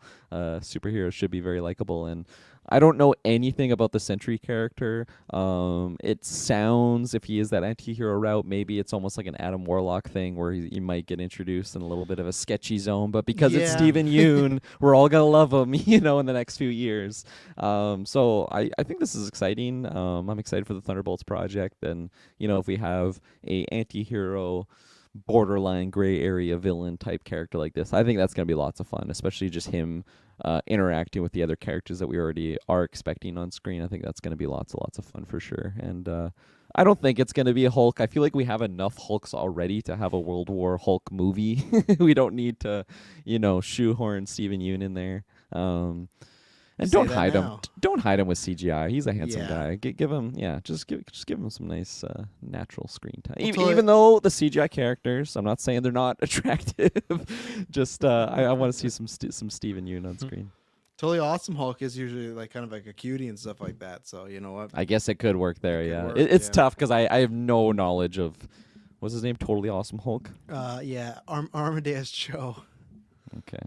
Yeah. Weird name, Totally Awesome Hulk. Yeah, Totally Awesome Hulk. Yeah. They got a, Ultimate Spider-Man. They run out of adjectives at a certain point. Red, Hulk Sun. I don't know. I don't have many in my backlog. She-Hulk. To make that joke work. Yeah, She-Hulk. Yeah, but so we'll see. I'm sure more rumors will start to come out now, maybe of who he's actually playing. But as of right now, it's just an unspecific role. Sounds like he's gonna be around the MCU for a while, and I think it's a good get for the team there. So we'll find out what happens. So speaking of finding out what happens, that's what we did this past week. Actually, well, I'm gonna start with this. So I'm talking about, it's a roll of one. We're talking about Quantamnia news. We're talking about the box office. We're talking about the original ending that's leaked and stuff like that. But I'm going to start off with just the DC news because it's more just me to do a victory lap. And not a victory lap because I don't want movies to bomb and stuff like that. But we're talking about box office that right now, the Shazam box office is projected to have an opening weekend of around, I think it was like 32 to 40 million. We're going to pull up our theater. On the Discord, join our Discord, because I was curious. I saw that and I was like, that's low. And of course I dropped the Travis told you like a picture and everything like that, because the first Shazam opened at 53 million. So it's like a big, I'd understand if we're still in the middle of like real big COVID stuff. Yeah, we're not. So that's like a potential $20 million drop, and it's gonna be a bigger budget, and you'd think, a sequel and stuff like that. And then I opened up our app just to see, because like, okay, like what is Thursday night looking? It's still March 16th. That's still like almost a month away, but still like these other Marvel DC movies, there's usually people in there. And I pulled it up on the West Side Extreme screen. Not a single seat has been sold. And I was like, and if people don't know, that's like the VIP screen we have in town. That's our IMAX. That's like the big screen you'd see it on and stuff like that. And I feel like it's tough for us to cover it because I feel like we've been kicking Shazam up a bunch the whole little bit. But I think for me, it's just more of like, I don't know, proving what we say of just like the hype is just not there for this thing, for just people in general. And it's so fascinating to see what DC is going to do in this next little year. And like March is a busy month too. Like there's things going on. And I don't know, that's a bad number. Potentially 20 million less than your first one. Not looking good for the Shazam family. So It's rough because, like, I mean, yeah, Dylan and I covered, I think, that last trailer, and it started off pretty strong for me, but, like, by the end of it, I feel like we were both kind of under the assumption it seemed pretty generic and nothing too much that was getting me excited to. I mean, I haven't even seen the first one, so it wasn't selling me to want to watch the first one in preparation for this one. Even S. Bubs in our Discord mentioned today that, like, he's a big Shazam fan, but, like, he still thinks he might be passing on this one, so I don't know, it's just something. Something about it's it. so weird. It's just that's just the general feeling of everybody. Just like, and I guess it is like we said, just these trailers, but just I just remember that first one coming out and so many people, and I being in the minority of like I liked it, but so many people talking about how much they loved it, and I thought it'd be a little bit better than the reaction it's getting now. And the movie hasn't even screened yet. It could come out and get like great reviews and be like, oh, what a fun movie, but it's just a general meh, you know? Yeah, I think just one of the things in general with the popularity of comic book movies, when Marvel and DC are both churning them out, like they have to get better and better at the trailers for this thing and marketing these things to keep people interested. But even like Shazam, it just seems like that the movie is so devoid of anything interesting that it's hard for them to even do that.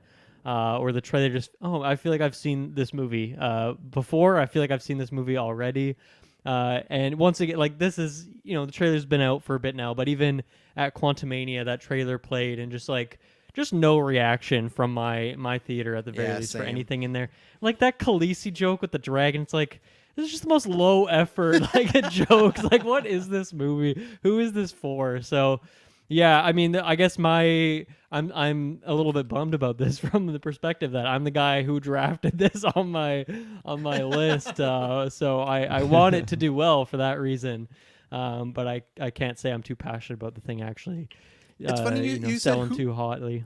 You said who's it for, and I wonder now because I feel like with this trailer they show this action, all these heroes, and whatnot. I wonder if this movie bombs in retrospect, if they should have tried to lean more into it being more kiddie, like almost more of the PG route. And I don't know if that would have saved it or anything, but I feel like it's in that middle ground where it's like, oh, it's a kid fulfillment movie, but it's also trying to be like, it's still a DC. Very serious. Movie. Yeah. That's a good point. I feel like it's trying to be too general in that sense, that it's trying to cover too many bases where, I mean, I haven't seen the first one, but I still think from that first trailer, it was geared to a specific, like, this is our story that we're telling. It's a superhero that's a kid, and he's just this is his tale. What would a kid be like that has the powers that just turns into this like super jack dude who can just kick ass and whatnot. I'm not getting that at all from this next one. It's like Billy's like struggling, with his friends and family and like what's really means to be this character. And you got dragons and stuff. Should I have sex before I have marriage? Before I have marriage. Yeah. That'd be a better movie. I'm telling you right now. Do you think it's at all possible that like the numbers could have been skewed in a sense because of like the DC slate reveal though, that people are just like done with this era of DC and they're just ready to wipe their hands clean and just move on with the next properties that are coming out? I think the GA members outnumber us that haven't even heard of that slate. That's fair. Yeah, and I'm not even pointing fun at him. Like when we did After 9 and Carl's on. Carl's a DC fan. Flash was one of his favorite things. He hadn't even seen the slate. The slate had been out for 3 weeks, and he's more in tune to some things than other people. And he said he'd been busy and stuff like that. So granted, but still, like I think that shows for him, who's sometimes in the like fandom and like checks up on stuff in trailers. For the people that are completely out of the fandom, they don't know who the fuck James Gunn is. They have no idea who he is. You go up to 10 people in the street and ask who's James Gunn, maybe 2 of them say, "Oh, he's some sort of comic book guy, right? Like he had some weird Spider-Man. tweets a few years ago. He did that Slither movie, I think." Yeah, I really like those tweets. He should have been fired, right? Wrong conversation to start. Come join our club. But yeah, that's the thing. I don't think people have given up. I think it's just that. And this just proves that the first one maybe wasn't as loved as other people thought, and it's just these trailers. And I think it's like Dylan said, where now when you get so much of this stuff, people will pick and choose. It's not like back in the day when you got 4 to 3 comic movies just by itself. Now we get shows and animated shows, and you have 4 DC movies this year too. Yeah, they got 4. Yeah, even though I think Aquaman might get pushed, but you got like so much stuff now. People might go, and even like we talked about March, like John Wick, 65 of that does well. Scream, Dungeons Dungeons and Dragons. Maybe there's a group of people that watch a Dungeons and Dragons and go, I'd rather see that than Shazam. And maybe those people go to that. They should have held off on the Flash trailer and made it like only play at Shazam for like a week before they even posted online or something like that. Maybe that would have got people in seats to go see that.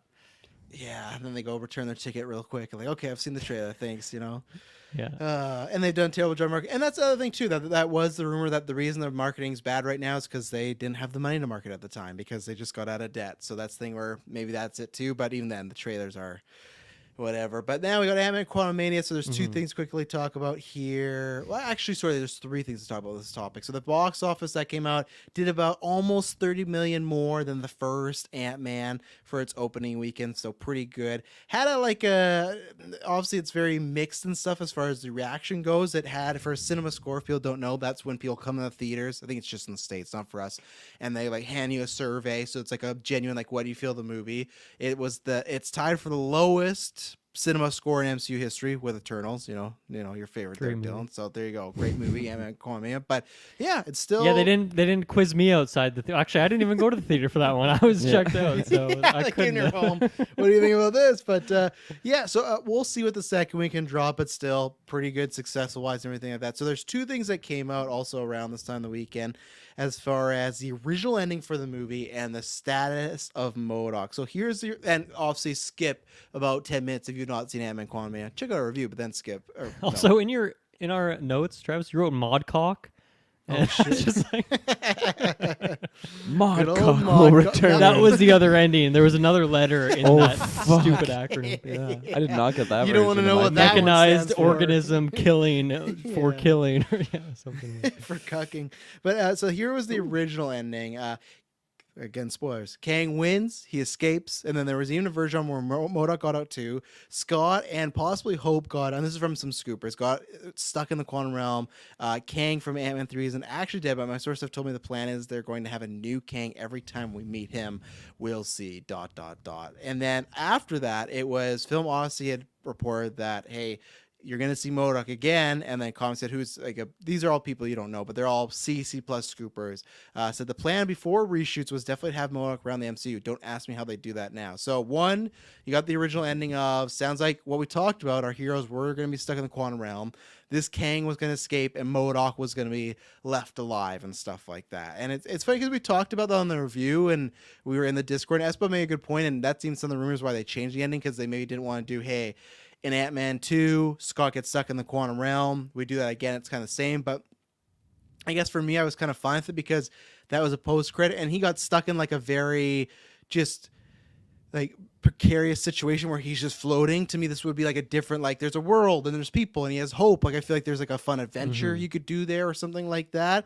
And the Kang thing's interesting because I took it as that Kang will be the one to return. And now these are just like rumors and stuff like that. But if the idea is it's not, I go, okay, if it's not him, I wonder like what is the version that goes up against our Avengers in Kang Dynasty, because I thought, okay, this guy's gonna be out and gone for a little bit, but he's gonna come back pissed, more powerful. But is it, one of the ones we met in the, post credits?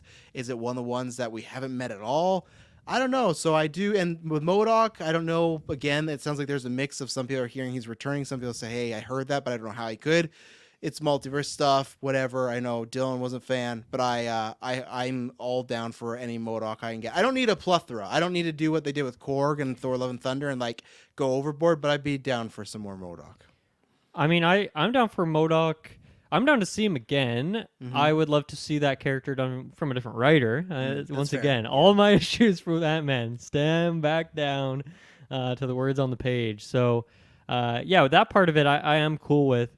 That ending, I mean, you can smell that part of that ending with what the final product ended up being. We talked about in the review with Ant-Man and Wasp getting like the door closed into the quantum realm, but then it just opens immediately again. It's like, that was so weird the way that was paced.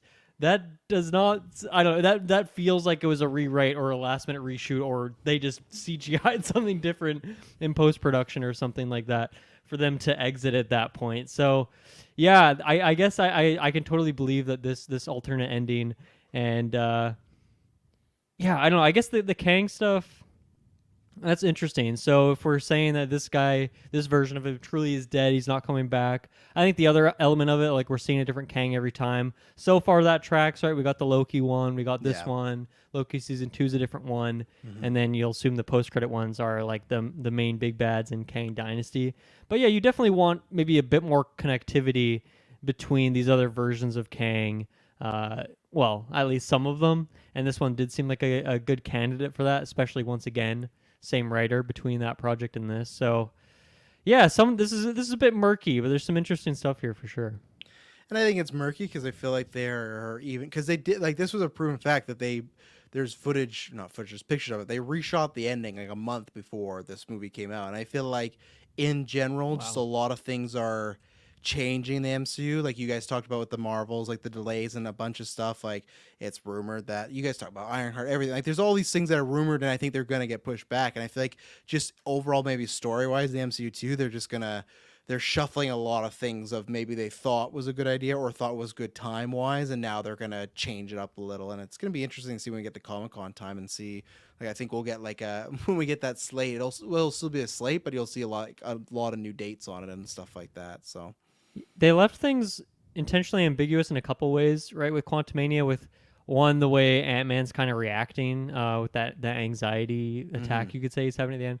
And also Kang, too, because it's like, he died, but like you could very easily bring that Kang back, and you wouldn't really not have to explain it. We would totally understand as a viewer. I hope they don't take the wrong lesson from seeing the reaction, the reviews to this thing, and just trying to distance themselves from it in a way that them going like, okay, well, people don't like this movie very much, so let's not bring this Kang back. I hope that's not one of the lessons, because to me that's one of the very few kind of successes of what that movie was.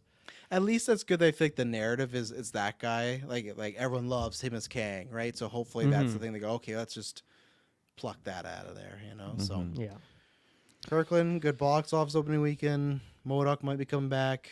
Some changes. I'm happy with the M.O.D.O.K stuff. I'm with you, Travis. I'm not gonna say actually maybe I would. Maybe I loved the M.O.D.O.K appearance in Quantumania. It was just so strange and random, and that's been like the most memorable things I think I've pulled from that movie. It's just how fucking weird it was to see. I really liked what you said though, Dylan, about the like it had that scent of this alternate ending already in the the ending for the original Quantumania, because I feel like during that moment I already like formulated this alternate ending, minus the Kang stuff, like during that moment, because it's like, oh, this is where they're gonna get trapped, Hope comes back, and then they're not alone. This is totally like I can see how this works, and now that like this duo is gonna be maybe a wrong word to use there. They're not going to be conquering the Quantumania, but they're going to be, just living life and having a good time, hopefully, in the Quantumania realm. Well, trying to escape. I don't think they're having a good time. They can have some good adventures. They can have some good adventures.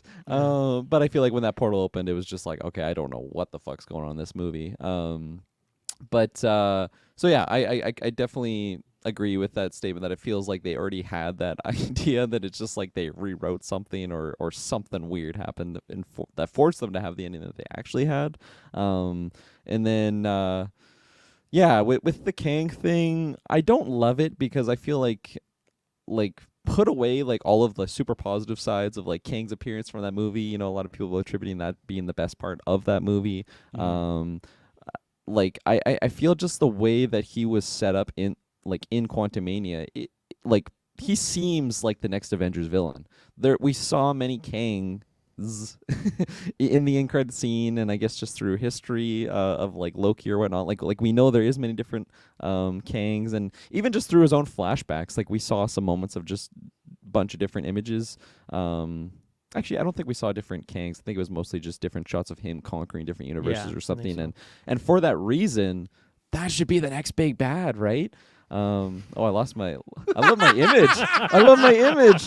What the hell? I had no idea that was my image. That's so funny. I was not ready for it.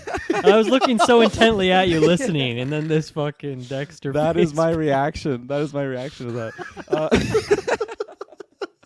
Oh, I'm sorry, audio listeners. I just lost my train of thought. For audio listeners, our default picture we have no camera is young Dexter, played by Michael C. Hall in season 1. So Kirk So lost his young. camera. So young. Michael C. Hall back looking at us. Man. Oh my goodness. That was great. I'll finish up my thoughts so I can get my camera back working. But I just feel like the way that Kang was set up in that movie, it very much was the setup for the next big bad. Like he feels like that conqueror. So I feel like if it really oh, I'm gonna have to mute Travis or something. He's making me laugh. But I feel like just the way that he was set up, if we just get rid of that, that's just such a disservice to that character in general, because like he is set. Hey, Dylan made me laugh. Can you not make my comments serious? Go. You're making great points. He's King the Conqueror, man. He's like don't replace. I'm out of here. I've lost it. I gotta fix this camera. I'm making myself laugh now. I'll take us somewhere else. So, Travis, when you're talking about how they potentially filmed some of this ending again in this last month here, and specifically this change being okay, this Kang's not dying, or sorry, this Kang is dying. Do you think part of that is because of them looking at the greater schedule of things and just having to admit that Avengers is going to get pushed back? And if they're like, okay, if we end this movie in a cliffhanger way where this guy's the next big bad for Kang Dynasty, and now people have to wait 3 years, and maybe they were looking at their other stuff on the schedule, and it's like, well, nothing else is going to have this Kang. And in fact, this Kang, we're going to have another Kang in Loki later this year. And people are going to be like, well, wait, what about the Kang that I just watched in Quantamnia? Do you think that's part of the confusion? And instead of letting that confusion exist, they're like, whatever, we'll kill this Kang, and each version of Kang will be different from here on out? Yeah. Well, I think Avengers is definitely... I think Avengers is 100% getting pushed back. There's no doubt in my mind that it's getting pushed back. With all these other delays, if there's things that are going to be, hey, this has to happen first, I think you actually brought up a good point that even if just like shrinking him down kills him off, that works out. And I think if that is the case, which I do, because it's May 2026 right now, I don't see it. So I could agree with that statement of let's kind of make it close-ended for now, and you can bring anyone back. Is Secret Wars officially 2027? Yeah, and then Dynasty is 6. Yeah, okay, yeah. So that's the plan. Because remember, at one point they were both in 2026 when they were gonna release one in May and then one in like December or something. Well, weren't they both 2025 originally? Or right, that's what. I think it was. Yeah, but they were both like in 1 year, and we were like, that doesn't make much sense. So I wasn't sure if Secret Wars is officially 2027 at this point, but they were bold. They were bold trying to actually. So no, I'm wrong. 25 is Dynasty and 26 is Secret Wars. That's how it is. They only pushed Secret Wars back, but I think we'll get another push. Okay. I think we'll get another. I think eventually Secret Wars will be in 2027. There you go. I think it will be at the end. Okay, not quite as long then as for some reason I had in my head that Kang Dynasty was getting pushed back to 2026, but still that point remains of I think it will though. If you leave this Kang existent and you have another one later in the year, that could be kind of weird for audiences. Even if one is Disney Plus and one is cinematic experience, still feel like that could cause some trouble, especially if once again you're having more Kangs before Kang Dynasty. Who knows if we will, but it's a possibility. We already got one in the summer, right? That's confirmed with Loki at least, right? And that's just one. Yeah. Could get multiple, so... Yeah, Deadpool, maybe he fights a Kang real quick. I could see that. From his universe, from the Fox universe. Yeah. Well, we'll take an ad break, and then we're going to get to some trailers and some news and stuff like that. One trailer that I got to watch in the middle because I completely forgot to watch that one. I wonder which one it was. But we'll be right back. And we're back. So I'll start with this one because I'm not sure if Dylan, did you watch the U one? You didn't have to. I should have said that. Did you watch it? I didn't. I feel like I probably wouldn't have much to add anyway because I haven't watched the first half of the season. So you guys can spoil stuff. I'm totally fine with that. But we don't want to spoil. I'm just gonna ask Kirkland. Obviously, What? You I didn't should watch just it? come out. I did not see the trailers on the notes, so I Oh, you apologize to everyone on that regard. Yes. You know what? We're gonna pull up the Pope's Exorcist. Let's pull it and up. watch it. Yes, I I'm want gonna to be honest. It was 7:57. We're supposed to record at 8. I'm like, fuck. I didn't watch these trailers. I got time for Probe's episodes. I think I can get away with not watching you. That was my. So we're all slacking a bit today. Okay. Yeah. So all I'll we say, failed together. yeah. Well, and it's also just a lot of news. That's the thing. Like when you're looking. Oh at yeah. It's all a breakdown. You got but paragraphs here. I don't have time to see you in there. Yeah. all I'll say about the U one because I'm the all the what I'll say that's in the Pope Exorcist. All I'll say about the U season 4 one is there's like hints that they could recover it to me from not being a complete like failure of a season, but I don't think there's any hints that they can get back to like the prime quality. Like I don't think there's gonna be something, and you'll see Dylan if you do eventually watch where it's just like they do like a twist and a big reveal where it's supposed to, I think, you as a viewer be like, man, this is a big moment. And I feel like most people have been met with like a, oh man, and that's about it. So like I said, I think there's aspects. So at least because I failed the first part of the season, I'm just hoping that like part 2 can get me to like even a 6 out of 10 or something like that. And this isn't a big spoiler because she's dead. She's going to be in like as a ghost. They officially showed like a longer scene of Love coming back. So she's back for an episode. So that'll be fun. It's always, I like that gimmick of character talks to ex-ghost and and I think Love is like, whatever Joe wants thing, I think that's probably the most important person in his life, to be honest, maybe barring his child. Like the adventure they went on for those 2 seasons, I think that was very important and everything. So yeah, I don't know what it's going to be. I'm just, again, as usual, I'm just hoping the season ends with him in cuffs and we move towards that ending here soon, but that's not going to happen. I don't think so. Kirkland, did you also fail part 1, or at least were you quite low on it? I was quite low on it. It was definitely the lowest, season so far. I guess half of the season so far. I thought you did. I thought we all gave variations of 4 to 4.9, or even a 5, maybe. I don't think anything was higher than like a 6.5. Yeah. And I think even Taylor failed it. Like it was not a. I hated it. It was not an enjoyable review. And that we had fun, but it wasn't enjoyable of talking about like all these weird choices they made and stuff like that. So it wasn't. It got to that point in the show where I feel like if I wasn't reviewing it, I would have just checked out and I would have not finished the first part, which is crazy because it's just the first part of the season. It's not even the full season. And they did that on purpose, trying to be like Stranger Things. Like, oh man, we did with Stranger Things. It worked so well. Like a part 1, part 2, and. That was entertaining. That was fun to watch. Yeah. I wanted to keep getting more. But. And Superbad Mike, I said that in our season 3 review. I've been saying that for a while, that they should have killed Joe and made Love the main character, because I think that would have been a fun flip on everything. I think that would have been something different, unique, and getting a whole series of Love's point of view and her narration and stuff. Yeah. I think that would have been and make Joe the ghost. Like I think that would have been very fun. So it would have been nice and fresh for sure, because I feel like that was something that was lacking from this season. It just seemed like they kind of disregarded a lot of stuff that happened, and last season was it was such a big thing that happened in that season, and then it seems like we're just Joe on an anthology story and it's just like now he's in a different country. It was just I forgot about, thank you, S-Bubs. This is what happens. I appreciate S-Bubs and all you listeners that remember things more than us. We had a great rant, me, Kirkland, and Taylor, about next season of You, that he was going to end up dating Joe Biden's daughter. and like, it'd be this big joke, like he's slinking around the warehouse, like doing his, like putting his baseball cap on and stuff like that.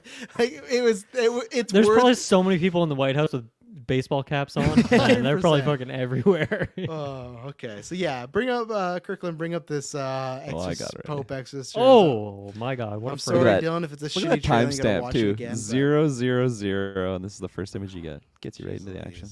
There you go. Ready? Got some audio on there because I need to hear that. So me and Kirkland seen it for the first Pope's time. Exorcist. I don't think you get audio. I thought we could do. I thought we could do. You can certainly do it. I don't know how to do it. You do it. Okay, that's fine. I thought it was like you allow turn audio the subs or on something. or the. Yeah. Turn the. There you go. Turn the CC. Oh, subtitles, closed captions unavailable. All right. Oh, wow. Just play. Sorry, It's cursed. It's a cursed So movie. as me and Kirkland are watching this, because Dylan said I don't want dead air because there's literally no audio. Dylan, what did you think of the? God damn. Oh God damn it.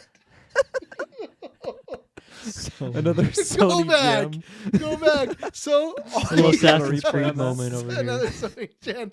Clearly, it's Russell Crowe. He's walking up to a church. He just looks up. He sees a woman and says, she just Assassin's Creed like faith. Oh no! Oh no! Oh my God! Okay. So One more time. Dylan, what did you look what at did you that think face? of this? With his Vespa. I don't know what I was expecting based on us reading the plot of this thing, Right. but it was not this trailer. I'll say that. Now, from this, because obviously I don't have audio going on right now, but like this is all portrayed as like serious, right? Like there's no tongue in cheek here. Like this is supposed to be a scary movie. It's a serious horror flick for sure. Inspired by actual files. Which join Discord. April shed some light on some of this like actual like what they're basing it off of and stuff like that and everything. But yeah, I feel like I don't think I will see this one in the theaters. Even when at that moment it was fun, but I think this is one that I actually will check out once it's on VOD because I feel like it's gonna does seem like a lot of fun. Yeah, it feels like definitely some chance to be like a so bad it's so good sort of deal and everything like that. Is that the guy who played the original Django from Django Unchained? Oh my God, that shot was pretty visceral when I was watching it full screen. He's got the Adam's apple, but then he just throws out the bird. Kid's looking really scary. This kid, the kid gets a lot of screen time in this trailer. Hopefully he's a good actor, you know. He's looking good. Oh, look at he's fighting a well of skulls. Mm-hmm. That's not too good. So not something you see every day. Yeah, this is kind of like oh geez. I know they say based on true stories, which I'm sure it is, but this just looks like it's taking like the little bit of that and then making it to like a big degree. But what I will say is what could be fun about it is it looks like an exorcism film that has a budget. With most of these, they don't, right? Most of them are like cheaper and they're like found footage and stuff like that. Like some of these sets and everything, they look like they have that. And with Russell Crowe, oh, this kid's popping off Russell Crowe's just watching this kid like kill these people. My God. But yeah, the skulls of his 100,000 exorcisms. Yeah, that's still a plot. Well, if he's a successful exorcist, then he's not killing the people. And taking their skulls. Yeah, that's true. So. I don't know about that. He's falling for. This priest, or I guess he's a pope. How did he fall for that? How did he fall for that moment right there? But Kirkland, you win because he's not the pope. Is he not? Yeah, no, he's the Pope's exorcist. Right. I still wish it was the Pope doing exorcisms, but. Yeah, I mean, I don't know. I feel like there's not much in here that makes me want to see this movie, honestly, other than just like the memes that we've kind of formulated from it, trying to do crunch the numbers on the math on how many he had to do to achieve the numbers that he did. I mean, I'm not opposed to seeing this. I feel like I would need some persuasion though, like doing like a watch along or something. I think this could be a very fun watch along. Although like it's not very much geared towards that, like, watch this is gonna be such a fun watch. Like as you guys were discussing, like it seems like it is on that more serious side. I like Russell Crowe, but I feel like that love for Russell Crowe, it's kind of just it goes so far. It's kind of just descended, you know. Like I feel like I when I think of Russell Crowe, I think of like Gladiator, and like the first time I saw Gladiator, you know, and like oh my God, that was such a big moment in my life, and Russell Crowe was of course a part of that. But it's just like I could have taken an actor that I've never seen in my entire life in this role, and I don't think it would have changed much at all from like my feeling of watching this trailer. Like you're mentioning, Travis, like the budget does look good. I don't think there's moments in here that it's like they really cut the budget short on this particular scene or this particular character or something. And hopefully it goes that route where, you know, it comes out and everybody's just kind of praising it. Robin Hood Kirkland, come on, there you go, Taylor Field. Did he change? Oh my God, he changes. I've like never not seen Taylor with a nice professional photo, but yeah, I feel like it's just been changing so much lately. But that's I got a nice professional. Looks like an photo. Obituary. It does look like it looks like Taylor Field passed away. Oh, and he's left behind by his wife. Celebration of life, yeah. And she's using his YouTube account. Yeah, Rob Hood Kirkland, come on. Wow. And why do you change it to? You're not using this YouTube for official reasons, but you know. All right. Get back in here, Travis. No, I'm legitimately changing my shirt. That's why I have this off. So, I have something to throw to the next one. But today they announced they're going forward with the It prequel series. It's going to be on HBO Max. Andy Muschietti is going to be directing some episodes, and it's not confirmed yet, but it's rumored to be starring Bill Skarsgård. Like he's going to come back as Pennywise and stuff like that. So, also, Dylan, I feel like Rocky Road. Loved the first one. I know then you left on the second one, kind of like a mid tier. I don't know if this one would begin you to check it out, but do you think it's like a good idea, at least from like a streaming service wise? So it's like it's 30-year prior appearance before the kids of the first movie? No, I actually think they're going like back to like the first time it's like on planet Earth, because remember he's like an alien or something like that. So I think they're going to like when he landed. I never thought of this it is not being, the deep lore that I kept stored in my brain. You're right. I've probably heard that before. Yeah, but it's not something It's not something I installed on the hard drive. I got rid of that information. So I don't know, man. I don't think they're covering that part. I think they'll stick to just him being horror, but I think it'll be like the first time everyone ever saw the clown, like that sort of deal, you know? So is it like a Middle Ages setting? Is it like cavemen? It might be. No, it might be because when they go back, it's like they have pictures of him in the black and white era. So it could be, and the show's just going to be called Derry. So obviously because of Derry. So I think it's going to go back. So it's still in a place when the United States of America has a city named Derry. Yes. Okay. So it's modern-ish. I don't know. I gotta see the talent on this. I gotta see who's behind the camera. I gotta see who's in front of the camera. Skarsgård, obviously, that is great. But I did love that first movie enough that I think there's a chance that I could be quite intrigued by this. But they gotta sell me on it for sure. I don't know if the general pitch. Is good enough for me. I think it's almost like what Kirkland was talking about earlier of like what does get me excited with going this far back. There's no really big material. So it's like with the second book, the movie, and yeah, I think they could have made it better, but still you have to adapt that story. And a lot of people don't like the adult story.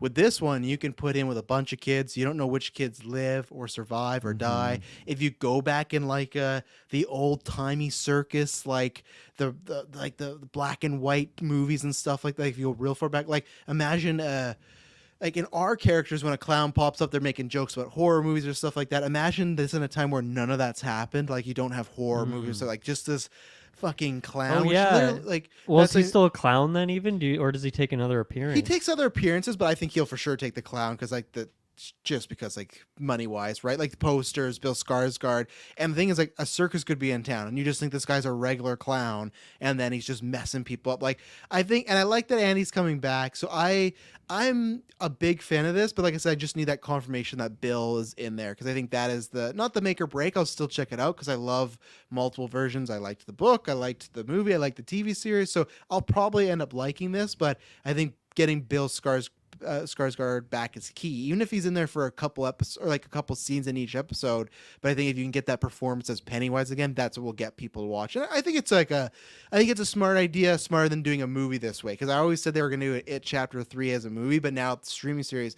I think this actually works better because Part 2 didn't do as well, and I think there's some fun to play with like a horror series. So I think this has potential. I'll say. I think there'd be a high chance too that Skarsgård would want to just jump back on this. Like, what's he doing these days? He was in Barbarian. He produced that too. Remember, he starred and produced it. Yeah, has he done much TV? Is he a big TV guy? Oh, I feel like he has done something in TV before. Let me pull it up there. While you're looking, yeah, I mean, I like this idea. I think I wasn't sold on it till you kind of gave your little spiel there, Travis, about like it just being this idea that we're in this. He's coming up in John Wick 4. Oh, nice. Excited to see that. 3-hour movie. I feel like, just like what you pitched there, Travis, how it's like in this era that we being the characters in this era of this movie have never seen a horror movie or like what this concept is. Because I feel like us going into it, I don't really remember what era that was. Was that like the 90s or something, that first one? Or was it modern day? The TV show one? No, like the like part one. Of what time period were they in? It's like 30 Finn years. So I think they're Wolfhard, 80s. Yeah, they're 80s. Okay. Yeah, I feel like okay. I just feel like maybe the clown concept of like a horror thing was just like very much implemented in the more modern day. So just giving a bunch of casting crew. What was the first horror movie of all time? Of all, I don't know. That's What's a good the original question. horror movie? That's a good one. That is a good question. We should I feel like watch it's it. a Jack in the Box thing. We should. It's some bad Charlie Chaplin like comedy movie or something. But Skarsgård, don't forget, he was also in Eternals as Grow or whatever the hell his name was. He just voiced one of the aliens in Eternals. Oh yeah. So Yeah. But remember his big one coming up. He's in David Ayer's next, or not David Ayer's. Robert Eggers' next movie, Nosferatu, with him and so that's a big deal. So he's got some stuff cooking. So Right. He's got his niche carved out for sure. exactly. Yeah. Overall, I think I'm down for this. I think I'll, especially like, I feel like if it was just continuation from like the original parts, which wouldn't really make sense with the way that part 2 ended. I like this more, that it's just kind of detached in that sense that it is a prequel. I think I'm kind of with you guys. I didn't love part 2. Part 1 was definitely the pinnacle of that one. Yeah. And then quickly to rattle this one off, this is just for me and Dylan, but lots of good buzz going around with Saw. We didn't talk about this last week, but Costas Mandalore, aka Big Bad Booty Daddy Mark Hoffman, is said to return for this. I'm very excited because they announced Shawnee Smith was coming back. I did not actually think they would bring back Hoffman, but they are going this. And this is just from a scooper that follows the Saw game quite a bit. They said, I don't want to spoil anything significant. Saw is built so much around the surprise, but in 10, we're going to see a lot of Jigsaw, who's much more personally invested in the game. I think Saw 6, except for John is alive and physically present. If you don't remember Saw 6, that's when he was going after the insurance agency that screwed him over for not getting his cancer treatment. So it was a very personal one for John.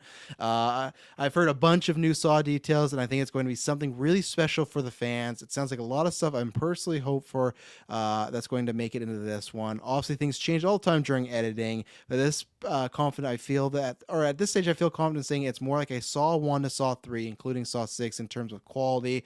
Honestly, the potential for this is the best film in the franchise for fans. So, and this is just one guy's opinion, right? One guy's opinion, stuff like that. And but who is this guy again? Sorry, real quick. He's a C+ scooper and stuff like that. So, but he almost breaks majority of the Saw scoops. He's just like big into the Saw world. Guy. Yeah, he's one of the Saw guys, and he does other things too. He was the one that opened the floodgates on Aquaman getting all these bad test screening and stuff like that too. But and again, it's one guy's word. All I can talk about is the official news of like Hoffman being back. That's great.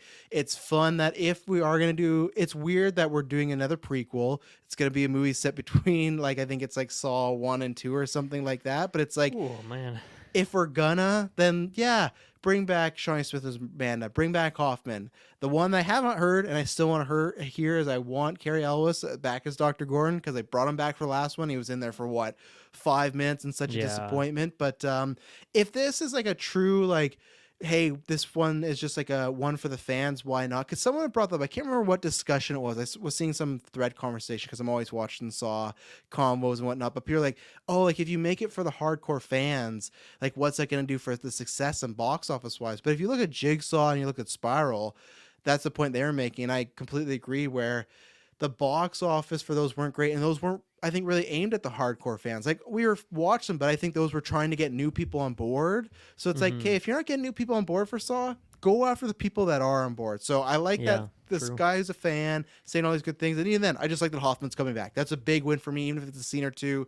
One of my favorite characters of the Saw franchise. So I'm pretty excited by this. Dylan, you ready for Saw 10 this October? I definitely am. I mean, even bad Saw is still like fun enough Saw. I mean, some of these recent ones haven't been great, but yeah, I'm very much into this idea, Big Bad Booty Daddy. I'm so excited to get him back. And you know, one of the things is that if you do something like this, you do a Saw movie where you bring back all the greats from this series. Still to this day, none of those actors are huge. So in terms of like doing that and it costing you a ton of money, like it might an MCU to like, okay, I gotta throw however many million to get Robert Downey back for whatever cameo you want him to do. That's not going to be the case for these some of these actors. Not to say they don't have great careers or anything, because I truthfully just don't really know what most of them are up to. But I think you can do something like this, and it could be viable for the budget they're given. So, remind me, do we know who's directing this movie? Yeah, do we have that? Gavin Garrett, he directed Saw 6, which is my second favorite one. He also directed the last one, which wasn't. Yeah, Saw 6 was very high. Yeah, for me as well. Yeah, so he directed that, and then he directed Saw 3D, which was the final chapter at the time, but obviously it's not the final chapter, as we've gone 3 films since the final chapter. So yes, the classic never-ending final chapter.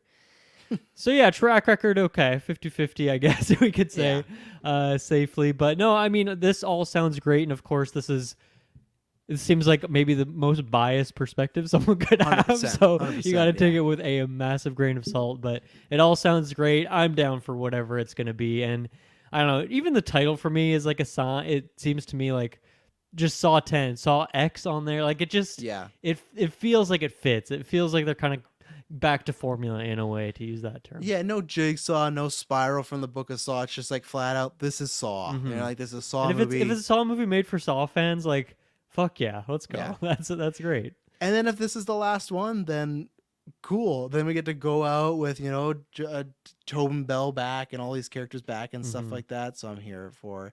Espo says, has there been any movie with the subtitle The Final Chapter that's been the final chapter? I don't think so, right? Because Friday the 13th had that. I guarantee you there's so many movies that have Final Chapter and they're not the final chapter. Now, I wouldn't count a reboot because that means we're starting over, but most of the time it's a sequel and stuff. So we'll see. So now, because Kirkland, you got nothing to add about no Saw stuff, right? So Never now seen more than the first. There you go. So now we're going to the 544 content. So there's a bunch of rumors going around. So it was a spiraling thing where there had been rumors about Ian McKellen's Magneto, but they're very much like, like we don't like they've talked to him. It seems a little miss and match and stuff like that. And then Patrick Stewart starts talking because he's promoting Picard. That's coming out. They ask him flat out if he's doing anything. He just says he's not done yet as far as when we talk about Marvel. So he's just pretty much confirming, okay, this guy's going to be back for Deadpool 3 and probably Secret Wars. I love it. And then they asked about Ian McKellen, and he said something similar like, oh, we're going to be working together again in secret projects when asked about like the Marvel. I'm paraphrasing, but he pretty much just confirmed Secret Wars project. And then a bunch of scoopers have said that McKellen is back. The rumor is that he's already filmed something for Deadpool 3, and then they're going to use him for Secret Wars. And now I'm going to tie this all together. We'll put this all together as far as Big Bo. The other two people, Brent, I heard you on Marvel Alliance. If you don't want to hear this, skip. Don't listen to this topic. The other two people that are rumored to come back, at least for Deadpool 3, one was weird the way they phrased it. One is Cyclops, played by James Marsden, this go around, obviously of the original. And then the other one is Liev Schreiber's Sabertooth, but they said to use in Deadpool 3 and the MCU beyond. Now, I don't know what that means. I don't know if that, again, just means Secret Wars.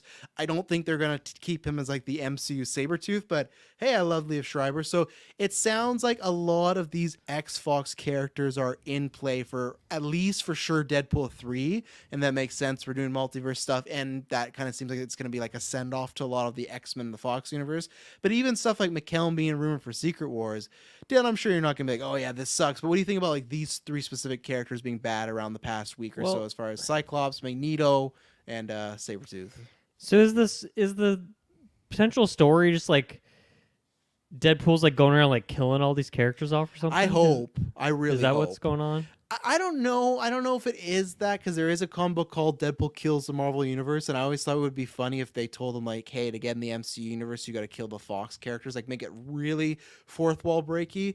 But it could also just be that he's going back into a timeline where it's heavy X-Men, because the rumor is Jackman's gonna be wearing the costume this time, right? So I feel like he may go to a live action version of like the X-Men 90s show, like everyone's in costumes, like that's what I think, that they're gonna be just kind of sending some of these things off, because then Deadpool will be plucked from here and dropped in the MCU eventually.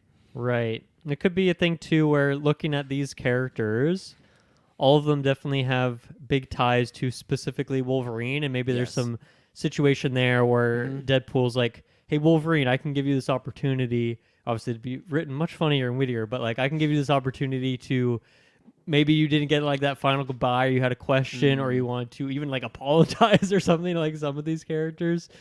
That could be an interesting route of going about it. So, I mean, I'm down for it, particularly for Magneto. I definitely would love to see him again. I'd love to see Fassbender again too. If the Secret Wars can give me both Magnetos at once and they can talk to each other, please. I know that's weird because that is the same Magneto, just at different times in their life. But like Secret Wars could make it happen. Oh yeah. In terms of Professor X coming back, hell yeah, I'm down for that. Kill him again. Yeah, sure, why not? I care less about I love the idea of Cyclops and Sabertooth. In terms of my connection with those actors playing those roles, I've seen those movies, but like to me those are not like all-time great performances, or it's not like I love the narratives that they had or anything like that. So that one has less, I guess, nostalgia kick for me than these other ones do. But I'm down if this is kind of part of what the Deadpool movie is going to be. It's just kind of not necessarily greatest hits, but just revisiting some crucial moments or crucial characters to Wolverine's story, and kind of just inserting himself into these places too could be a fun thing. Like, what if we just revisit a scene from like X3 where Magneto's doing some shit, and like Deadpool just like breaks him out of that like glass prison or something like that? Like, hell yeah, I'm so down for something like that. It'd be a lot of fun. Yeah. What about you, Kirkland? Yeah, I mean, I feel like I don't remember what cast it was, but we were talking about like who would be wanting to come back for like X-Men or stuff like that, and I just remember dropping like, well, Ian McKellen would be my gold standard, but like that's never gonna happen. That's so just a dream pick. You know, he's done his time. You know, let the man rest. And here we are, however many weeks or months later, and it's in the news again. And I just saw it in the notes today, and I just smiled. It was just like, man, I don't know if I made like a deal with the devil or something, because once upon a time I said my dream pick is Sydney Sweeney, Julia Carpenter, and that actually just happened to get willed into existence. And here we are, Ian McKellen back as Magneto. It is amazing. I think this is so all fantastic. Rumored, by the way. I know. Yeah, I'm just saying. You know, I'm counting it as just for sure. wait for that teaser. Wait for that teaser. Wait for the teaser. But still, I mean, just have it in the discussion. Ian McKellen, I obviously love him so much for his Gandalf performances, but just even as Magneto and his other just performance throughout the years, I think he's just such a bright spot in the world. So just to get him back on screen, especially in this iconic role, I think that's so fantastic, and I very much want it to go all the way through.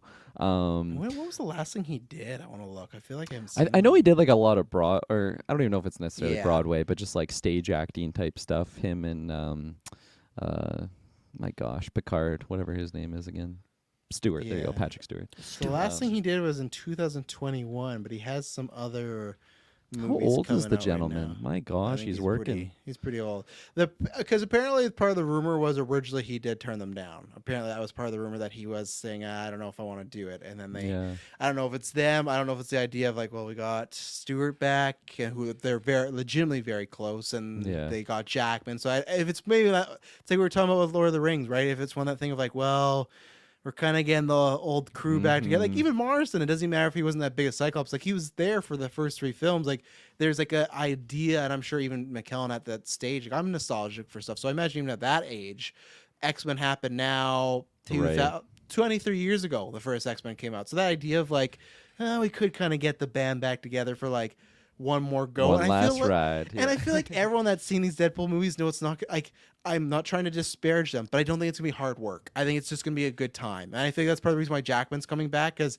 he's just gonna have a good time doing this movie. I don't think it gets shredded or anything. Yeah, like I don't think it's like what you have to bring to Logan, where it's like, okay, you got to check in. It's gonna be a very emotional day. You got to. It's just like no, they're gonna have even McKellen might come back in just like more of a comedic role or something. Right. Yeah, I think that's so fun, and like with the Marston thing, like I don't think I need him to come back or anything like that. I like that character maybe enough. I feel like I would have liked him more so, I'm going to like him more so in the Deadpool sense, because it's just the type of character that I feel like I'm really appreciating Cyclops a lot more going through the X-Men 97 TV. Is it? Yeah, X-Men 97. That's the new one. No. The original, just the 90s. There you go. Yeah, X-Men animated series. X-Men animated series. Thank you. Yeah, I feel like I'm appreciating that character more. James Marsden was never one that like, oh my god, that's my X-Men guy there. But he got a raw deal though. You know, he's a great actor who I think actually could have been a great Cyclops, but unfortunately, Hugh Jackman just became such a big star, and it's like, well, we got to write for Hugh. You know, I don't know what I should look up what his screen time is in all of these movies, like to combine, because I feel like it's pretty low, I feel like, because he always gets kidnapped and then he's gone somewhere, you know? And I think everything that you just said is what's going to make, if it happens, his appearance in Deadpool just like that much sweeter, because like they'll probably just comment on all those things. I hope so. Yeah, and like that's super fun to me. Liev Schreiber, I like the actor for sure. I like the actor. like in the role, but like again, it's the same thing with Cyclops. I feel like it's really not the high point for me. I feel like I didn't even necessarily love his like his Sabertooth from the Wolverine Origins movie. I just feel like I don't know, they made some decisions about maybe some decisions that character makes in the movie that I did not like. So but again, like I'm just gonna throw him in with Deadpool, throw him in with like Logan and stuff. I think that'll be some gold because the actor is great. Probably similar situation to the Cyclops thing. So yeah, all positive news, and hopefully it all makes through. But the biggest one for me was the Ian McKellen stuff. It's just it made me happy. I suppose will we get a Sonic reference to Deadpool 3 if Marston's in it? Absolutely, we will. 100% we will. It was he's in that yeah, he's the movies? human lead in Sonic. He's like Sonic's friend or whatever. So, yeah, I'll start with the guy that I'm probably the most excited for would be Liev Schreiber because I love his Sabertooth. I am excited for McKellen, but I just think what he might do could be limited. I think it would be kind of like what we got with Stewart in Multiverse of Madness, where it's like 5 minutes, it's fun, but then he's gone. Liev Schreiber, and he was rumored to be in Logan, and then they never shot it. There was something where he was on the run, and to get some help, he was going to go to Sabertooth like one last time to help him like get across a border or something like that. And I was really pissed they never filmed that because in that continuity, they're brothers. So it's like, well, there's like a fun tie there. So they're still brothers, and I think you could have tons of fun I with. didn't know that. Yeah, that's cool. And especially like if you get them in there, why again the whole gang back together, whatever you want to say, X-Men Origins. That's where Ryan Reynolds first appeared. That's where Liev Schreiber was. So those three got a bond with that movie, right? So I would be so down to have Liev Schreiber, and you know what? Fucking make him like the animated series. Make him hairy in the big suit. Like go the same way they went all out with Juggernaut and Deadpool 2. Go all out with Sabertooth's look in this movie. Make it as over the top as possible. And I love the way Liev plays Sabertooth. He's just so dangerous and malicious. So I like that. Morrison, I think I would hope that he would get what I'd want for him is one, they make jokes about that, but I would just want him to get some sequence or something where he's just a complete badass, where he saves both Wade and Logan for the first time. He's the one saving. And I would just like the way Quicksilver got that like really cool scene. I would love if we walked out of that movie like, man, that Cyclops James Marsden scene, like it has to be an action, like something like that. Like I would love them to finally give him his moment. Like he was Cyclops and no one remembers that. Everyone's just waiting for the MCU one. And Ian McKellen, I have no worry, like he would just deliver. It's gonna be great. And then with Secret Wars, I think that just kind of makes sense that I think there's like a way you for sure put him and Xavier together or Stewart one more time. And like Dylan's dream, mine's the same thing of like, it sucks because in Days of Future Past, we got to have Stewart and McAvoy have a scene, but we didn't get that with the Magnetos, you know, and I would love to see those two. Imagine just something's happening. You got a bunch of Kangs coming, and then you got these two with their metal just taking turns, throwing stuff like, oh yeah, I would love to see something like that. So I hope it happens, but even if it's just Deadpool 3 and maybe it's just Deadpool killing these characters off, I think there's tons of fun with that too, right? So yeah, that could like if they go that route, that's great. Yeah, that's also just a fun time. And like even to me, seeing a scene with Ian McKellen and Ryan Reynolds, like I'm very much ready for that scene. Like I just think that could be tons of fun because that's the thing that we kind of always forget is we were waiting for that, right? Like what are they gonna do with X-Men and Deadpool? We never got him mixing up with the other X-Men cast, you know, because those two movies happened and then Infinity War happens and then they buy Fox and then Deadpool's been so like we never saw him. Sure, the X-Men have a cameo in Deadpool 2, but he's not even had a scene with Patrick Stewart. Yeah, when they close the door, right? Yeah, but he's not even had a scene with Patrick Stewart. Like nobody. He's not even still had a scene really with this Wolverine. You know, like there was an origin a little bit. But like that's the thing. So there's so much potential with everybody. So man, I don't know if they reveal these or if they keep them secret. But either way, I think this movie's gonna have like box office wise just a huge run because people are gonna just be dying to see this thing. So it's been a while since last Deadpool. What year was that? Deadpool 2. 18. I think it's 2018. Yeah, with Infinity War. So holy shit, eh? Time yeah. flies. I'm ready for some more Magnus on screen. Magnus. Give him that name. Yeah. Oh yeah. All right, let's take our maybe second last ad break. Last ad break. I don't know. That's gonna be a weird edit. There'll be an ad break, and we'll be right back with some other MCU stuff. And we're back. So this one will probably be a quick hit, but still, so these are a bunch of scoopers where this is what happens. One person puts one thing out, one person puts another, they go, oh, I've heard that too. So right now, and we've heard rumblings of this before, but people have been saying again that on the production schedule that's supposed to be coming out before Secret Wars. Strange 3, so that was happening before. People were like, oh, they're really going to get that out before, but that's the rumors are heating up that they're going to do another third Strange before Secret Wars. Shang-Chi 2, which is already official, but like apparently it's getting heavier in production. Eternals 2 is apparently listed on the production schedule, so people are wondering, like, you know, that obviously like Ant-Man mixed film. But sorry, can I cut it? Since when is Shang-Chi official sequel? They announced that a while back ago. I can't remember when, but I think it was after the first. Yeah, I think it was like the second weekend after the first movie when it came out. That's like official. I don't think it's dated yet, but it is official. That's crazy. We haven't heard anything on that in forever. That's weird. And the director of Shang-Chi is doing King Dynasty, so it's like I don't know if he can do that. And then again, there's just been more people saying that the Hulk film is planned and stuff like that. So Dylan, you must be happy because like I feel like Eternals 2 came out. It's like another one like Ant-Man. It's like people are divided on, but we had not heard anything about a sequel. But lots of people are saying, hey, and that's why I think lots of these rumors are coming out, because if they're making production schedules, that's probably why there's like casting. Like that's usually what happens is stuff's shifting and people are getting news. So what do you think about Strange 3? Obviously Shang-Chi 2 we knew, but Hulk and then Eternals 2 apparently all supposed to come out before Secret Wars. Yeah, which is once again 2026. As of right now, yes. So all these films in the next 3 years. No way. That the math is not, because we still have next year. Let's go through this real quick. Next year we have Thunderbolts, Captain America, and Blade as our 3 movies, correct? And Deadpool. There's 4 actually. I think, right? Thunderbolts. Oh no, Blade. Deadpool's 25. Sorry, yeah, you're right. Yep. Okay, so 2025, Deadpool, Fantastic Four. Yep.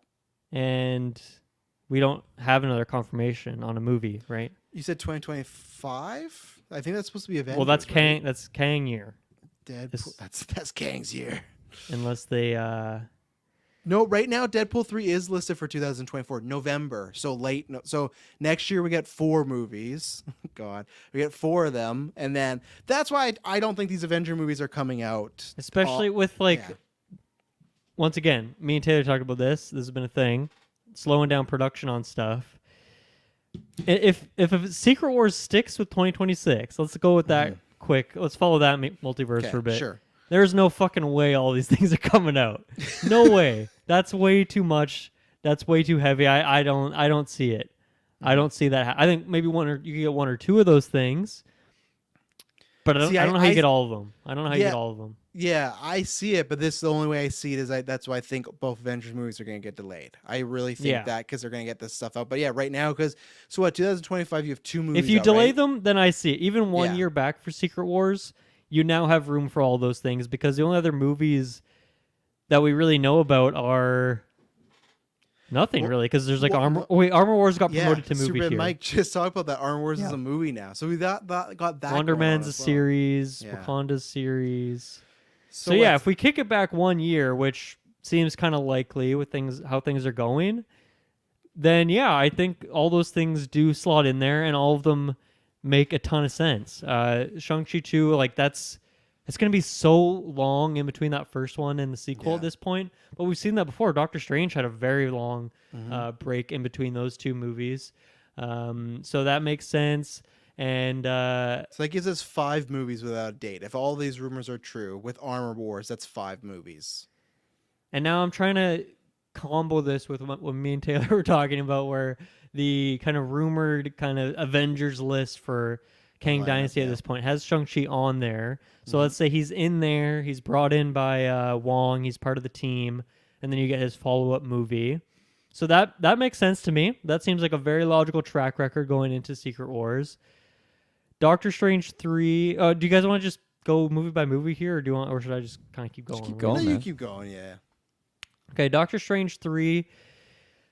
Man, I mean, yes, I obviously want that sequel so much. I love those. I love both of them. The first one I also love. Most people are more just fans of the second, and even that, not everyone's into that. But I'm very excited by that. I guess my one concern is honestly just right hot off of Quantamania, thinking about where Doctor Strange 2, what the cliffhanger, the post-credit there is, of us going to the dark dimension.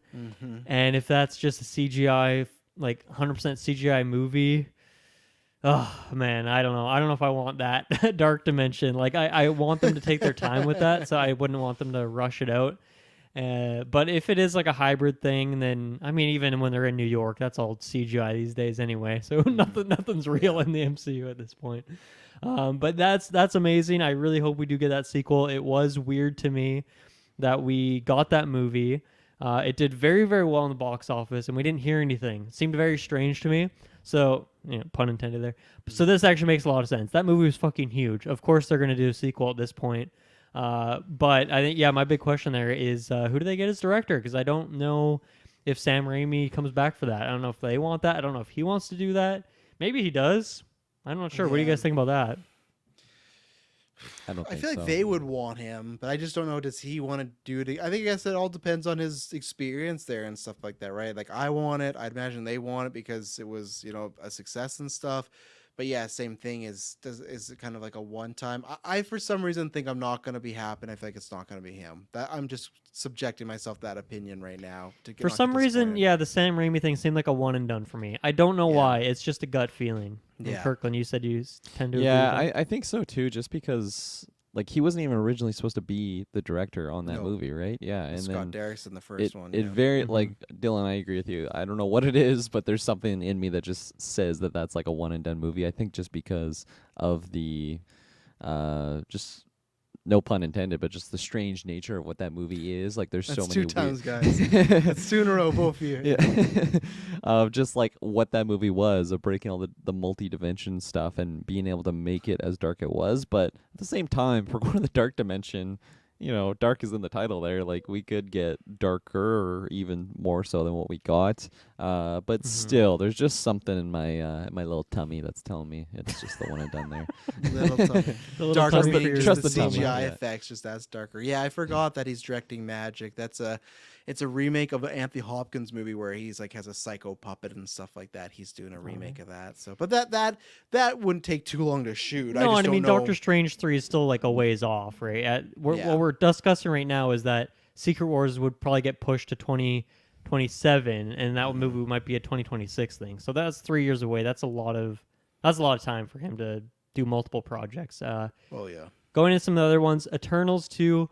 I'm I've been waiting for that. I really enjoyed that movie, and I'm excited to see what they do with the sequel. And hopefully it's a thing where, the first movie had to do so much origin story stuff, and hopefully by the time the second one's around, some of those characters are already gone, so you're going to have less cast. I guess they're going to want to add people too, so it might have just as many people in it. But, you've done that origin story stuff, which can be kind of slow, can be a bit dry and bland. And hopefully they can just get into some stuff that will be stronger quality for the general audience. I'm happy, but not even just the general audience. You guys too, everyone. Hopefully, maybe just with what we've set up now, we can go into a sequel here that everyone's going to be more into. And once again, I'm curious who they'd pick for director on that, whether it's Chloe Zhao again or otherwise. But yeah, I'm very excited for that. I'm curious how that will flow into the overall story. I'm wondering if we're going to see any other Eternals in a meaningful way before that time, because obviously we had that one small She-Hulk thing, but that's not even an actor showing up. It's just a poster in the background. So I wonder if we do get anything more meaningful before that. And then, lastly, the Hulk stuff. That one always just weird because the rights and stuff is strange, but we've heard so much about it lately from so many different scoopers. Supposed to come up. Yeah, exactly. It seems like it's going to happen. Yeah. And I mean, feels like they don't know the date. It feels like kept Hulk alive for a reason. And once again, going back to me and Taylor's conversation from the last newscast is, it doesn't seem like there's a chance Hulk is just not part of Kang Dynasty. He's not part of that story, and part of that could be for whatever reason World War Hulk stuff. He's off busy doing that. That's why he's not on Earth potentially to be part of that plot line. So he's making it. I think he'll be there. I think he could get that's a swan. I think, unfortunately, with them not being on the list, I think that could be him and Thor's swan song, kind of like what happened with Cap and Steve there, or Cap and Tony. Yeah. Yeah. Okay. So. I guess my one thought when I look at this is, if we're going with this new theory, once again, Secret Wars 2027, all these movies that we just discussed, I guess that means that there's we have as well too. Spider-Man 4. Oh yeah, that's gonna definitely come out. That's definitely gonna come out before Secret Wars. Sony's not gonna wait another 3 years to do a Spider-Man movie. So, what I was gonna say is, characters of new movies, that seems like there's not a lot, but there's still, Thunderbolts you could say is a new movie series. Blade is a thing. Deadpool is like, it's old, but it's new, so it's kind of a 2-in-1. Yeah. So between that and all these sequels, that seems like a pretty, and Fantastic Four, fuck, that's a huge one. So I feel like that's a really good mix of sequels that we need, hitting that trilogy for Doctor Strange. Of course, we know they love hitting those trilogies for this MCU stuff. So yeah, all this makes me pretty excited. If this is all comes to be, I'm pretty excited for the next few years of stuff. I am excited, but when you say it like that, and then you talked about these new characters like F4 and Blade and stuff like that, I just sit back and I go, like, and I'm not trying to sound like everyone else, but like, did they take on too much this phase? Like, there's like a lot of movies, and I'm gonna be fine. I'm gonna understand it, but like with all these characters coming in or getting sequels, like, it would have maybe been better if like you don't do Blade and wait for the next saga. You don't do this. Like there's just so many characters. Like, even you guys read the lineup of like the rumors go around the Avengers. I'm just like, that's like, even then that's 8 characters. 2 were the first one. It's like, there's probably gonna be other characters in the movie that aren't even a part of Avengers. It's just like, I just wonder if it's just all too much. Like, if there's too many things they threw at the board because of Endgames. Like, we could do anything we want and we can, but it's just like, and they're still gonna be like Yaya doing Wonder Man. Is that just a one-off? Is he gonna be a part of like the Secret Wars thing? Like, does it mean like all these other shows like Taylor talked about, but same thing. Where the fuck does Ironheart fit in all this? When I'm not trying to be this. I think they have a plan, but my thing is like, my worry is that the plan just has a lot, and the difference between, I guess, phase 1 and phase 2 is you had a lot of sequels, and you introduced Guardians, you introduced Ant-Man, but I feel like it was just a lot smaller as far as giving us new characters, where now it's so many new characters all at once, It seems like they had the initial idea for it, and then all along the way, it's like, well, we got to get these guys, but they already announced that they have Mahershala Ali as Blade, so it's like, well, fuck, he's been Blade since 2019. Think about that, and all he's been is a voice in Eternals. That's one that they definitely. I respect them, because if you get a chance to get Ali, you do. But it's just like, that was the one you can definitely see that they had no plans, but Ali wanted to do Blade and they were down for it, so they just said yes. Yeah. And like I said, it's 4 years now he's been cast as Blade and nothing. Like, we're gonna get in Rock Black Adam territory, where Rock was cast as Black Adam for 12 years. I think, to your point, Travis, I feel like things are gonna be messy for a bit. But hopefully it'll get better. Yeah, I mean, they're like Fantastic Four. That is a huge set of characters to introduce. Other than that, Blade could be like a simpler movie. It could be a Moon Knight situation where it's just Blade and there's no one else from the greater MCU. It's just his story. Like, maybe that could be a thing. Thunderbolts, once again, it's a new movie, a new series, you could say, but it's going to be almost entirely characters that we've had before in previous stuff. So when I look at it, and it's like, okay, if the next 3 or 4 years is going to be exploring characters that we set up and introducing some more, even like series like Ironheart, Echo, those are new series, but once again, characters that already exist. I feel like that is a good few years to exist, simmer with these characters. We still have some of the old guard, we have some of the mid, and then we have like some new people in there. And I don't know, but then the thing is, like, they're going to want to get X-Men in there at some point. And when does I think that's happen? why they were smart to say that's not till after this whole saga. Now yeah, it makes sense. And you can, feed the fans of that with some Deadpool on the side, and that's where you can get a little taste of that. Or, I mean, shit, we've already got we've like Miss Marvel's an X-Men apparently. Well, she's not an X-Men. She's a mutant. She's a mutant. We got Professor X. So like they're sprinkling some of that stuff in there. Yeah. Anything else, Kirkland? You get to move on to the last topic. I don't think I have much more to add on to what we've already discussed, other than I'm ready to like Eternals. So hopefully the next one is more to my liking for sure. I'm surprised for you to say that, to be honest. It's the same thing I was kind of talking about with Lord of the Rings earlier. It's just like I want to like this content, and the fact that it's going out there, like I think it's good, because I think there is potential for great stories there. It's just, I think my issue with that first one was just, it was just too much all at once of like all these different characters and storylines. Now. And you probably won't have any like time jumping in the sequel either. Yeah, you can just exist in one timeline, and that alone will probably help the pacing for a lot of people. Maybe the runtime can be shorter too. No, for sure. And I think another thing with Eternals is, like, even though I didn't like that first movie, like, I have to just accept that they're in the MCU, but like, where have they been in the MCU? Since that movie. So well, like, Kingo's acting. We know Kingo's still acting. that's We right. see his posters. That's right. But like, that movie brought in so many major like things to just the world that we live in for the MCU, right? Like we have the Judge character and like Arshman. that's Arishman. Is that the one that just appears at the end of Eternals and is just like in I the will world? judge you. Even though we've like never seen that like again like since that moment, it's just we will. Yeah, like, but like that's big concept stuff that again, like I can't just disregard it because moving forward, like they have to address that, and I hope that when they do address that, I personally like it more because I don't think it's all bad Eternals. It's just initial like that first setup of those characters. I didn't love it, so I hope I like that next one for sure. Doctor Strange. I think that's like I was just expecting to get that for sure. Shang-Chi, I love that movie. Simu Liu, I'm so ready for him. And I'm ready for him. Yeah, I think that was all of them. So I guess Hulk, but yeah, we've been waiting for Hulk for a bit, and now we got all these Hulks and stuff. My only point that I haven't said so far is with Eternals 2, I think we'll know everything by when they announce who that director is. Because I think if it's Chloe Zhao, that's a big sign for okay, it's going to be very similar to the one of the first. If you didn't like it, I don't know how you're going to feel with this. I feel like if it's not her, that means they're pivoting and they're going a different direction. And I could see a flip of people that didn't like the first Eternals liking this one, and the people liking the first Eternals not liking this one. Like I could feel complete kind of the same way like it went from Dark World to Taika. I could see. Now I'm not saying they're going to get Taika to do like I don't think they're going to go that hard and get like a very comedic director, but I could see something very different. But we'll see because Chloe Zhao, she's a Academy Award winning director. You can't just I guess you could change it up, but finally, our last ad break, or no, not last ad break, sorry, last topic, very X-Men centric. So we'll start off with just the easy humdinger and stuff like that.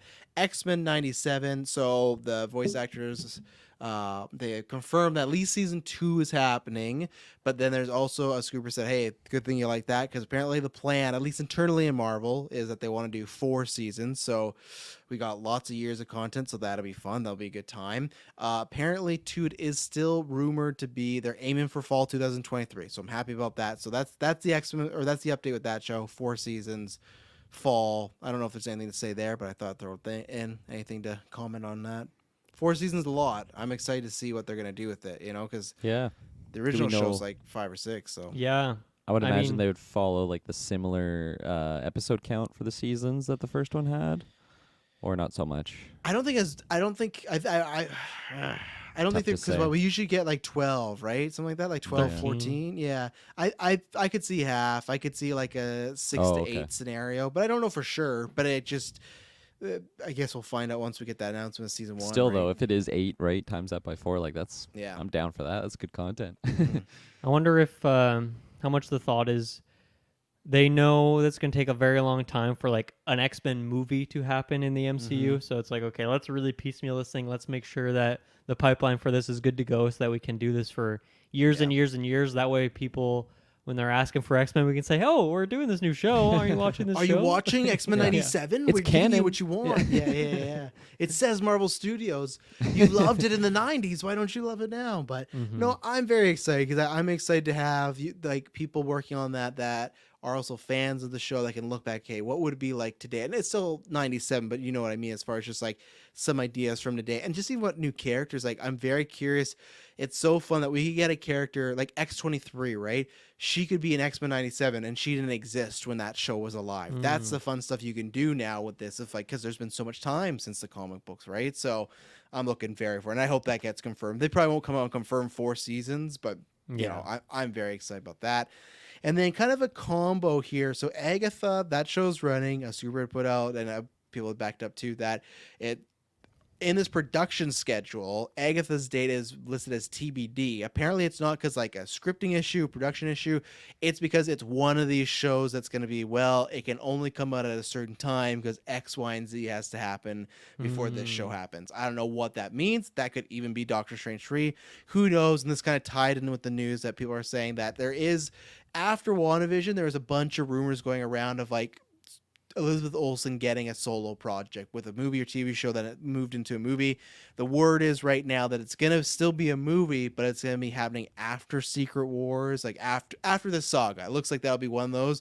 It sounds like one of the actual reasons is because they're trying to give her a break because they made her do a lot with Wanda and Strange back to back, where it sounds like it just kind of like they mutually just want like, okay, let's take a break and then we'll come back to this. And it's interesting because we got Vision Quest that's supposedly going in production this year. That's going to actually introduce Vision's kids. That's some of the rumors go around too. Like there's lots of stuff around like this WandaVision type of air and stuff. So I'm sad that we won't be getting that Soul movie because I think Olsen deserves it. And my only worry about it is not striking while the iron's hot. Like my worry is after Secret Wars, are people still like like I will be, but are people still clamoring for a Scarlet Witch solo movie? I don't know. I will be, but I think now is the time to do it in the next few years after Multiverse of Madness. But if it's one of these things scheduling wise and maybe she just wants to take a break, then you wait for her. And I think that just means that, and same thing, the rumor is she will be back for like Dynasty, Secret War, stuff like that. That makes sense. She's a magic kind of multiverse character. Okay. She that could changes be things. Yeah, she could be literally one of these characters that like helps bring the multiverse heroes together, right? So that's the rumor that she will be just the solo project that's going to be pushed back a little bit, which tells me the solo project also doesn't have much to do with the main story, which might not be a bad thing. It might just be a Scarlet Witch story. So yeah, what if it's not a reboot, but what if it's almost like just a reintroduction to her with the X-Men framework? What if they like take her from an Avengers character to be an X-Men character? In this Ian McKellen floats down. Yeah. Yes, I had you sometime. I can't remember when. It was a long time ago. Call me Magnus. It could be because there could be all you got to do is like the Miss Marvel thing, and even though because they even confirmed like her powers were still kind of technically there in WandaVision as a kid. They just got unlocked, right? So to me, that's already immune. Now, I don't know if you're going to retcon and make Magneto her dad, but I've always said just make him like a surrogate father. Make it in a way where she looks up to him like a dad. Like give them that relationship without even having the blood there, because that happens all the time in life with adoption stuff, right? So I think you could tell that story of she's alone. She helps the Avengers, but they still can't really trust her. Cue Magneto, another character that's very like that, where, hey, I help the X-Men, but people don't trust me, and they bond, Like, I feel like that's a pretty easy thing to write in, where, like, especially, like, where she is right now, like, the way that she exited the MCU, like, she was technically a villain. Yes. So if, she has this character who's, like, a Magneto, who's kind of that, like, in-between gray area individual who has his own, like, ideology or whatnot that may stray against the line that our heroes really see to be, the moral right or whatnot, and like she could just find that to be a, again, air quotes, father figure or something like that, and they could just really play into that. I feel like that's really easy to digest, even just as a general audience member. Like that's very easy to just not even really, like, you don't have to really explain it. You can just show it very quickly on screen or whatnot. So yeah, I think that works really well. But I do agree with what you said earlier, though, Travis, about striking where the iron's hot, because I just feel like that was such a Elizabeth Olsen like era, like during that WandaVision time, right? And like it makes sense with where we went from the TV show to getting her as the villain for Multiverse of Madness, or a villain in Multiverse of Madness, and then like it's just like from that point though, it's a little bit messier to just throw in like a solo film in there. So like, on one hand, I understand why like the delay, even aside from like the studio as well as her wanting to just maybe take a pause for right now. I just feel like story-wise, it would have just been very weird if either we went from WandaVision to a solo movie with her, because it's like, well, why didn't we just do that in the first place other than a TV series? But like killing her off, like she's dead right now apparently. In canon, like general she's audience dead, members, like they just like they probably think we're never gonna see her again. So if it just I don't know, it's a little bit messy in the sense of just where they left her. And I mean, that's even one of the grievances that I had with Multiverse of Madness, was just kind of like what happened with that character. And I didn't love her as a villain for that movie, but also just the way that they killed her off, it just seemed it I don't know, it didn't hint too much more in the future, even though like while I was watching it, I'm like, well, I know that she's going to be back. Like it's Elizabeth Olsen. Like this, it's just a little bit weird for me there. But well, that's my question, is like, what do you guys see as the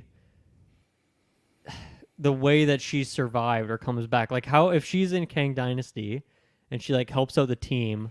Like, what is the justification for her just like showing up? Like, how do you cover that in an Avengers movie when it's not like this whole adventure of how she came back? Do you just completely ignore that and she's just she's here, just deal with it? No, I feel like it'd be some lame shit, and I'm fine with it. But it'll be like she protected herself. That thing like collapsed on her, and she's created like a force field around her, and that thing's been around her for X amount of time. Or she like had to be so powerful to save her life, she puts herself in like a coma, or something where hey, she survived, but a villain showed up right after and kidnapped her, and like Kang took her and has her. So like, I think they would do some very easy. Oh, she survived because of this, and that would be it. And she's missing or it could just be she survived. She's exiled herself because she did a lot of bad stuff, right? Kind of like what Bucky was trying to do. Of like, she, obviously she's still possessed by the dark. Yeah. Then she's gonna go around town and be like, "I murdered your son," like have a drink with the people and stuff. But I think it will be.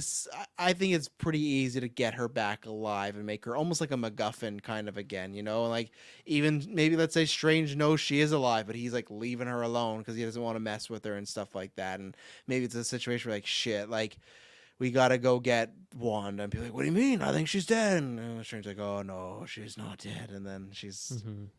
Post-credit scene of her, yeah.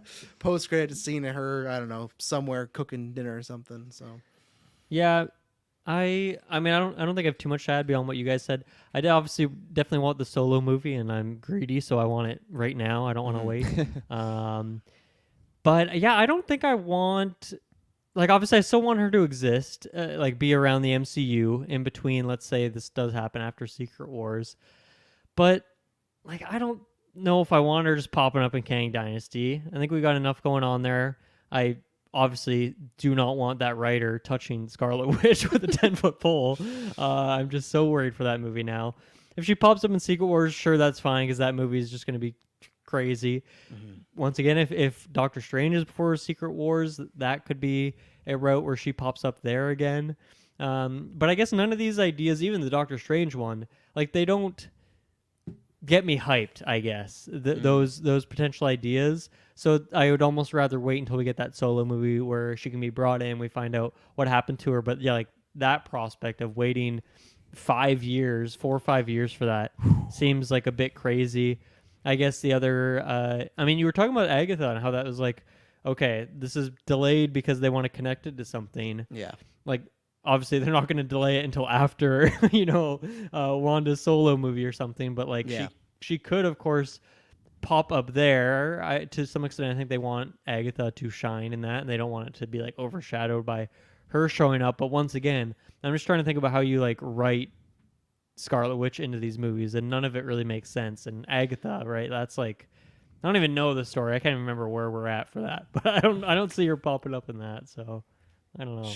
Maybe like a end credit or something, but like, what are you gonna do with an end credit? Like, I'm really perplexed as to what the future of that character is.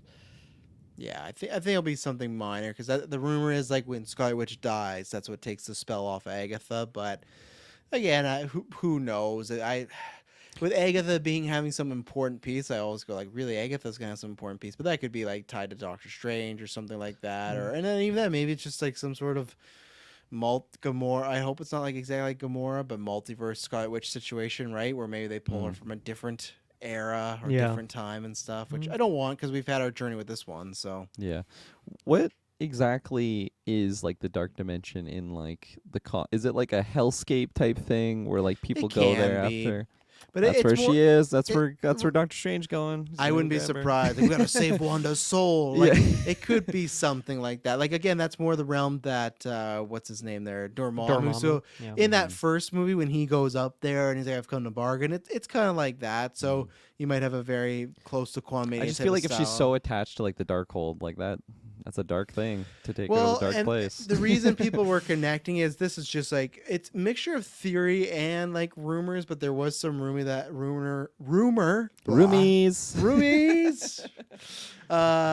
Kang had actually one version of Kang had written the Darkhold, so that was going to be the tie to get her there. Which I still go, all right, like I guess like it works, it works enough. It's just like, Little why does she lazy. need to get that? Yeah, it just feels like okay, he's done everything, eh? But that was one rumor / theory going around that that's how they're gonna tie Wanda, and he was kind of like purposely had put some false prophets in there to kind of, deter something to get something to mess with Wanda. I don't know. It's something, but I think she'll pop up. I don't know how. I don't know when. I'll say think in these Avengers movies, but I think they will.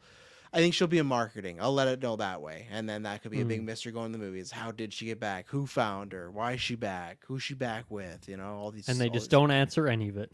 No, they're like, I'm back, and that's it. And then plus she bumps into Vision. Like I said, they're rumored to be introducing Viv, at least one of Vision's kids. He makes a robot wife, and he has robot kids with her and everything like that. So there's been talk of that. So Good for him. Snow Vision.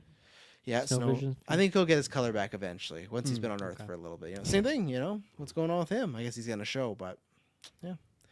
Well, we did it for the patrons, the people watching live. You got a big mega episode here. For everyone else, you'll be getting it in 2 parts, but that's a good thing. Head over to Patreon, support us there.